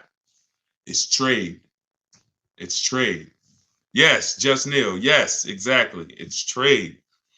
Because what I always say is, you're not going to get the most money trading anything. If you got a phone, a cell phone, and you want to trade it, you're not getting the most money for it. Putting it on the market and getting offers, that gets you the most money. So when you say, okay, if I would have took the highest offer from the bidders, then I would only have $4,000 negative equity. Most likely when you end up going this route, you're going to have 5 or 6, because you can only You need a dealer who's going to wrap your negative equity into the new deal. So basically, what you should be doing is leasing. There's no reason, 99% of the time, the reason you have negative equity is because you buy cars and replace them quick and you don't lease. I could see if I'm a doctor financially, I'm going to treat your problem, which is what we're doing. Here's what you could do. You could do some antiseptic. You can use this. But here's what's causing the problem. Okay? So once this thing is healed, you need to know, because if you don't know what's causing it, you're going to be back in this situation again. Short-term owners, you don't keep your cars more than 8 years. You take out 5-6 year loan, you trade them in. Doesn't matter. You're losing too much value in the short term, and that's why you have negative equity all the time. So now let's go a little deeper on this option 2 for negative equity, because there's going to be a lot of people who have it. In 2020, and one day I'm gonna play some of the videos that I posted in 2021 and 2022, warning people not to overpay for these cars and warning people to use a bidding system so that they will find the best deals. And unfortunately, my voice wasn't loud enough to prevent the tens of thousands of people who are in cars that they overpaid for. So there's going to be a lot of people with negative equity that are looking and saying, okay, Deshone, what do I do now? So first option is what I just told you. That's the best option. You need to have some cash to do that. Second option is, all right, now I'm going to shop for my car. I'm going to shop for my car. And then I'm going to and this is important. Let me show this for an example, okay? Because some of you, your knee-jerk reaction is going to be to just walk into a dealer, and let me warn against that. So let's use somebody who got a discount. Okay, here we go. Let's use Tiffany's case. Tiffany bought a car that is, pretty common, and she got bids and she saved a ton of money on it. Now let me show you this. So I'm shopping, I'm getting bids. The reason why I'm getting bids is because I need to know the largest discount I can get off the new car that I'm buying, or off the new car I'm about to lease, because this is going to be what allows me to transfer my negative equity over to the new car. So she saved $6,500. The reason why this part gets tricky for those of you who have a lot of negative equity, like, over $5,000, $7,000, really over $5,000 of negative equity, it gets tricky because the banks have something called a loan to value ratio. So if you look at where it says our deal MSRP 44,820, and those of you on TikTok, you'll watch it on the replay or you could jump over to YouTube. It's up to you. But the bank is only going to lend about 20% above that number. If you have great credit, maybe 25% above the 44,820. So if you're looking at a car like that, 44,820 is the sticker price. The bank's only going to lend $8,900 more than this. Now, this applies to people who are trying to do no money down deals. You got to realize taxes go on top, fees go on top, probably $1,000 in fees, documentation fee and motor vehicle fees. So between taxes and fees on this vehicle, that's probably another $4,500. So if the bank is only going to lend a certain amount over that and taxes and fees are 45, you really could only put like another 45 grand, $5,000 of negative equity before you are capped. That's why I said, coincidentally, works out perfectly on a vehicle like this. You can only roll over about $5,000 of negative equity before you're going to blow out the bank's loan to value ratios, and they're going to say, oh, we can't approve that. We need you to put money down. So, but if you use the bidding system and you saved all the money that she saved, look at where your loan to value ratios is. Her starting price is 38. So literally she can slap. Remember, the bank's going to lend 49 on that $44,000 vehicle. The bank's going to lend 49. That means she could have put 10 grand. She could have put, $7,000, $8,000 of negative equity, because the discount she got So the discount you get affects how your overall deal. If you didn't get a discount because you don't know how to shop, and then you're trying to throw negative equity, now you're stuck, or now you got to put money down. But when you're shopping, getting bids, you get all the money off that you possibly can, and now you can throw your negative. You can throw larger amounts of negative equity. So somebody who didn't get a discount on that car could only put $5,000 negative equity on it. They could only transfer $5,000 of negative equity over. Somebody who got the discount Tiffany got, they can slap $10,000 of negative equity on top. So that's what you need to know. You are always going to get bids. If you need to replace negative equity, you're always going to get your bid. If you're using my way, you're only going to get bids. You're not going to ever accept a deal without at least 5 offers. But when you start getting your 5 offers, for those of you who have negative equity, you're going to see it makes it a lot easier for you to transfer your negative equity over and still do a no money down lease. Because God forbid, if you put tons of money down on a lease and it gets totaled, you lose that money. So if you have to put money down, $3-4 to get it approved, then the vehicle gets totaled, you lose that money because you have to go shop again. But if you put no money down, you rolled over all the negative equity and the vehicle gets totaled, you walk away and you're fresh. Whole different positioning, whole different leverage, whole different exposure. If I just rolled $7,000 over of negative equity to this lease I'm driving, God forbid the vehicle gets totaled, none of my money's in it, I'm out the negative equity. And like, it's a blessing. As long as I'm not hurt, praise the Lord, it's a blessing. So this is financial strategy. I'm a strategist. So that's what you do. Those are the 2 ways to get out of negative equity. You pick your choice. And if you can't do either, then you got to stay and you got to pay down the loan. That's the third option. But once you're out of negative equity, get out of it and stay out of it. Most of you should be transferring that negative equity to a lease. And that's gonna solve your problems in the long run. Go ahead, Dolan.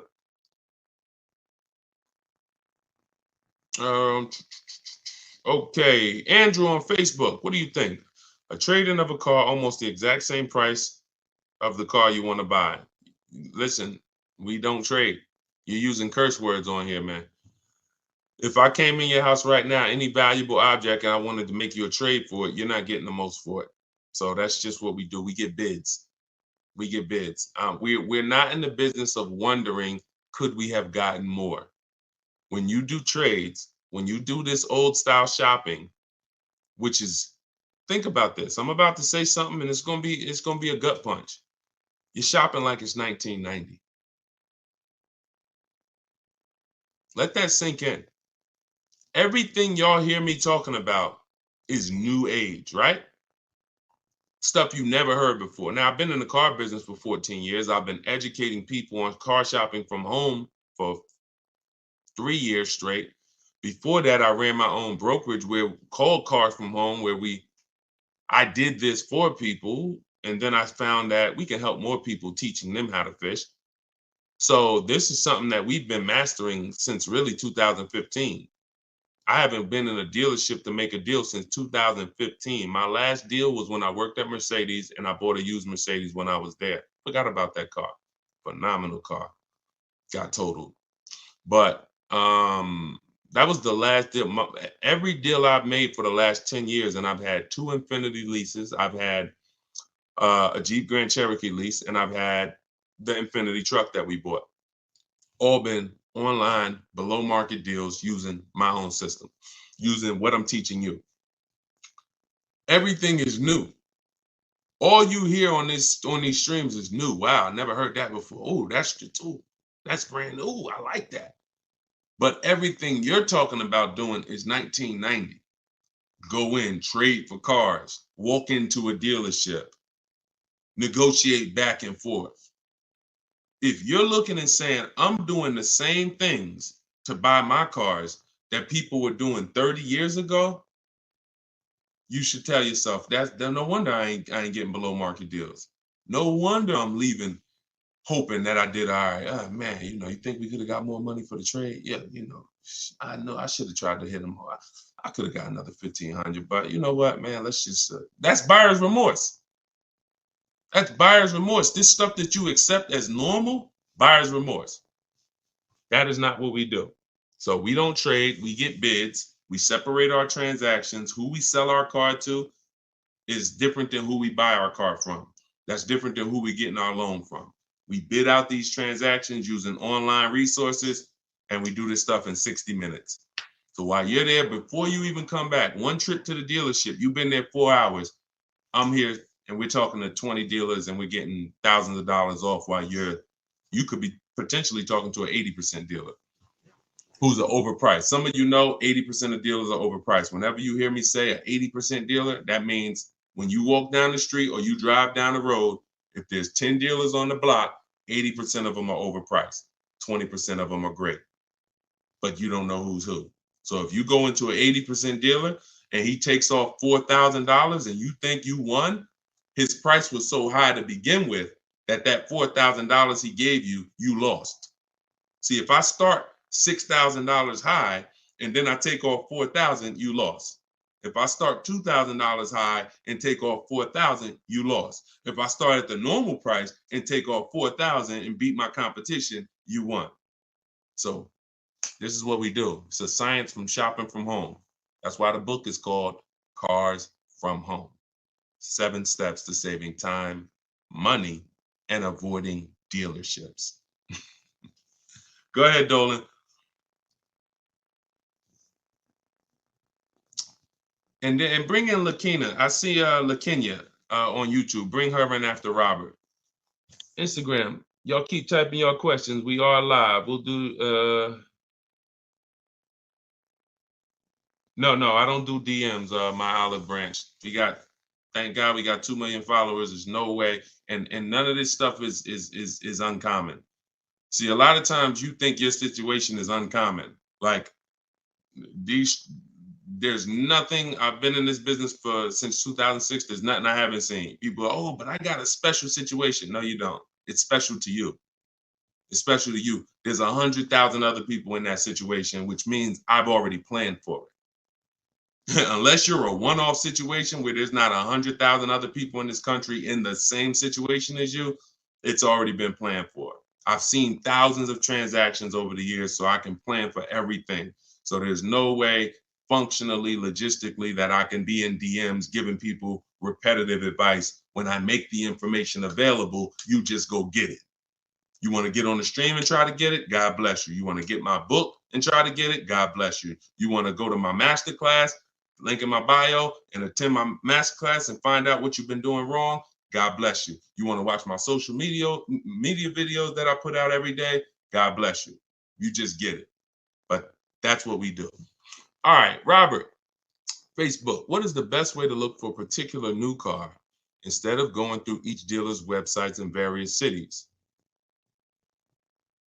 To look for a particular new car, I'm going on a dealer's website. I'm going to 25 Mazda dealers' websites. I'm telling them what I want through the contact tab, and then I'm going to see who has a vehicle. That's the fastest way possible. That step in our process takes 20 minutes. If now that's what I said. You can try to do it your way, or you can use my templates and scripts, because my scripts are copy and paste. But you're not going to do this calling. It's hard because you don't know who has what car. That's why we go to all the dealers' websites and we reach out to them in 20-25 minutes. So once we know who has a car, then we have a conversation by email with those who have a car. It's the best way possible.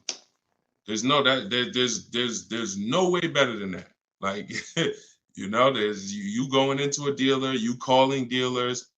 No. We know when we reach out to 25 dealers, there's a chance maybe 10 of them have a car we want. Maybe 8 of them have a car we want. If none of them have a car we want, then that means that car is either sold out or you're in between model years, which means it's sold out. The 2024s are sold out.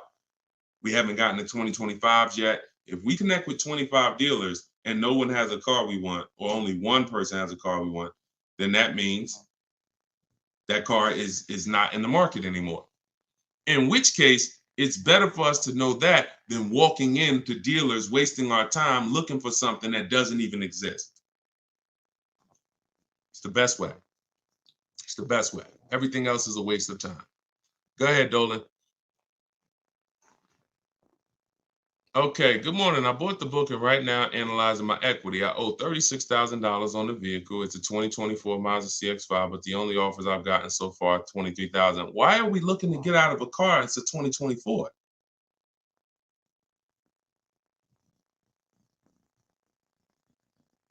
Manual appraisal to see if I get a better deal. My question is, because there's such a big difference in equity, why are we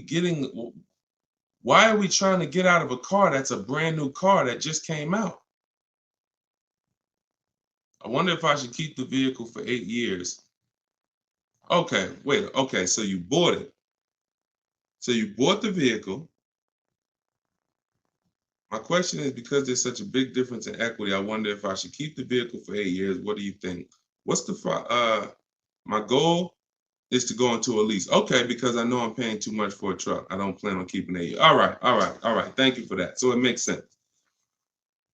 Bought a car, should be leasing, paying too much for it because you bought it.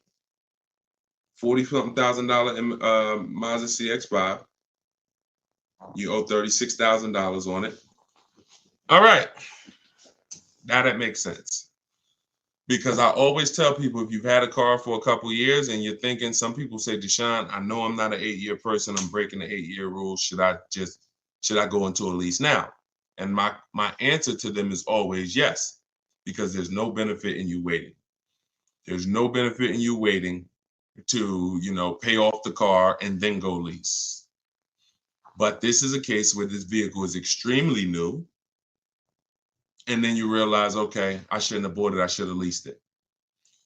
So what you're at the mercy at right now is the equity position, because y'all know what this means, right? Depreciation. This is your vehicle right now. So the minute you drove off the lot, you lost 20%. So if that vehicle was a market value of $40,000, and then you drove off the lot, you lost. Now it's worth 34. Now it's worth 38, whatever it's worth. The point is, you lost a huge amount of value. So you're trying to, that's the biggest value that you can lose in a vehicle. Is a brand new vehicle. A year later, it's worth 20% less. So trying to replace it in that time is going to be extremely hard. Now, what I would tell you is, you didn't overpay. You just purchased your car. And you might have overpaid too. I'm not going to say you didn't overpay. So the key is, you could put your deal on the right. You could have a wrong structure for your life, which is you purchased when you should have leased, and you could overpay. Now, what we need to do is see what can we do at this particular point. You can only see where's your break even, or do you want to transfer with negative equity, or do you want to wait until you're at a break even and then transfer into a lease? The soon as you could do that, the better. And I'm gonna tell you something. I had a close friend of mine. He's actually a business partner of mine, and he came into the system and he learned my system, and he had a Kia Telluride. Wasn't going to use it, but we're doing some business together. He's a banker, and we're about to build this banking application. So happens his Kia Telluride gets totaled. His wife has an accident. His Kia Telluride gets totaled. He didn't know about leasing either. He didn't know about the 8-year rule either. So he said, Deshone, so I'm gonna use this bidding system that you create. I'm gonna use the system, because why not? But what I found is, I'm not an 8-year person, so I'm gonna go for a lease. I said, okay. Getting the same vehicle, Kia Telluride. Hits me last week. We go out to dinner. He's like, so I'm picking up my Telluride, and then we'll go out to dinner afterwards. He said, I got him under $500 a month. It was like $479 on a Kia Telluride that I was just paying $800 for a month. I said, well, congratulations, man. He says, man, listen, it's just deal structure. So he's driving the same vehicle. In fact, he got a brand new one. And that's the revelation that most people are going to make. And that's really the big revelation, because the amount of money you're going to save is just going to be amazing. But you have to see at this point now, when does that make sense? Because I just bought this vehicle. It lost a ton of value naturally, because that's what it does. Depreciation has set in. I would do my equity assessment and keep doing it. I do it probably once every 6 months, once every year, and see you're paying $623 a month for it. Yeah. You could lease that same vehicle. I mean, think about this. And I'm just telling you so you can have a target. If you go right now and you transfer, okay, so let's just say a phenomenal offer on that because, you know, Tiffany got a Mazda. She got a Mazda. Now, she didn't lease it, she bought it, but she got $6,000 off the vehicle, $6,500. Let's just say that $43,000 vehicle, let's just say she could lease that for like, you know, $425 a month. We don't know what her best offer would have been if she leased it. But if it's $4 something a month, then you overpaid because deal structure. And, you know, if you put money down, that's more money that you overpaid. So you have to now have a goal and say, all right, this is a correction of a mistake. If the damage is done, just understand that the damage is done. Wrong deal structure it's done. So all you can do from here is say, all right, I know what my next goal is. I'm going to move from this vehicle to my next vehicle in a lease, and I'm going to do it when it financially makes sense to do. That's all you could do. It's a purchase. You didn't necessarily, you're not paying $623 because you necessarily got a bad deal. You're paying $623 because you bought a brand new car.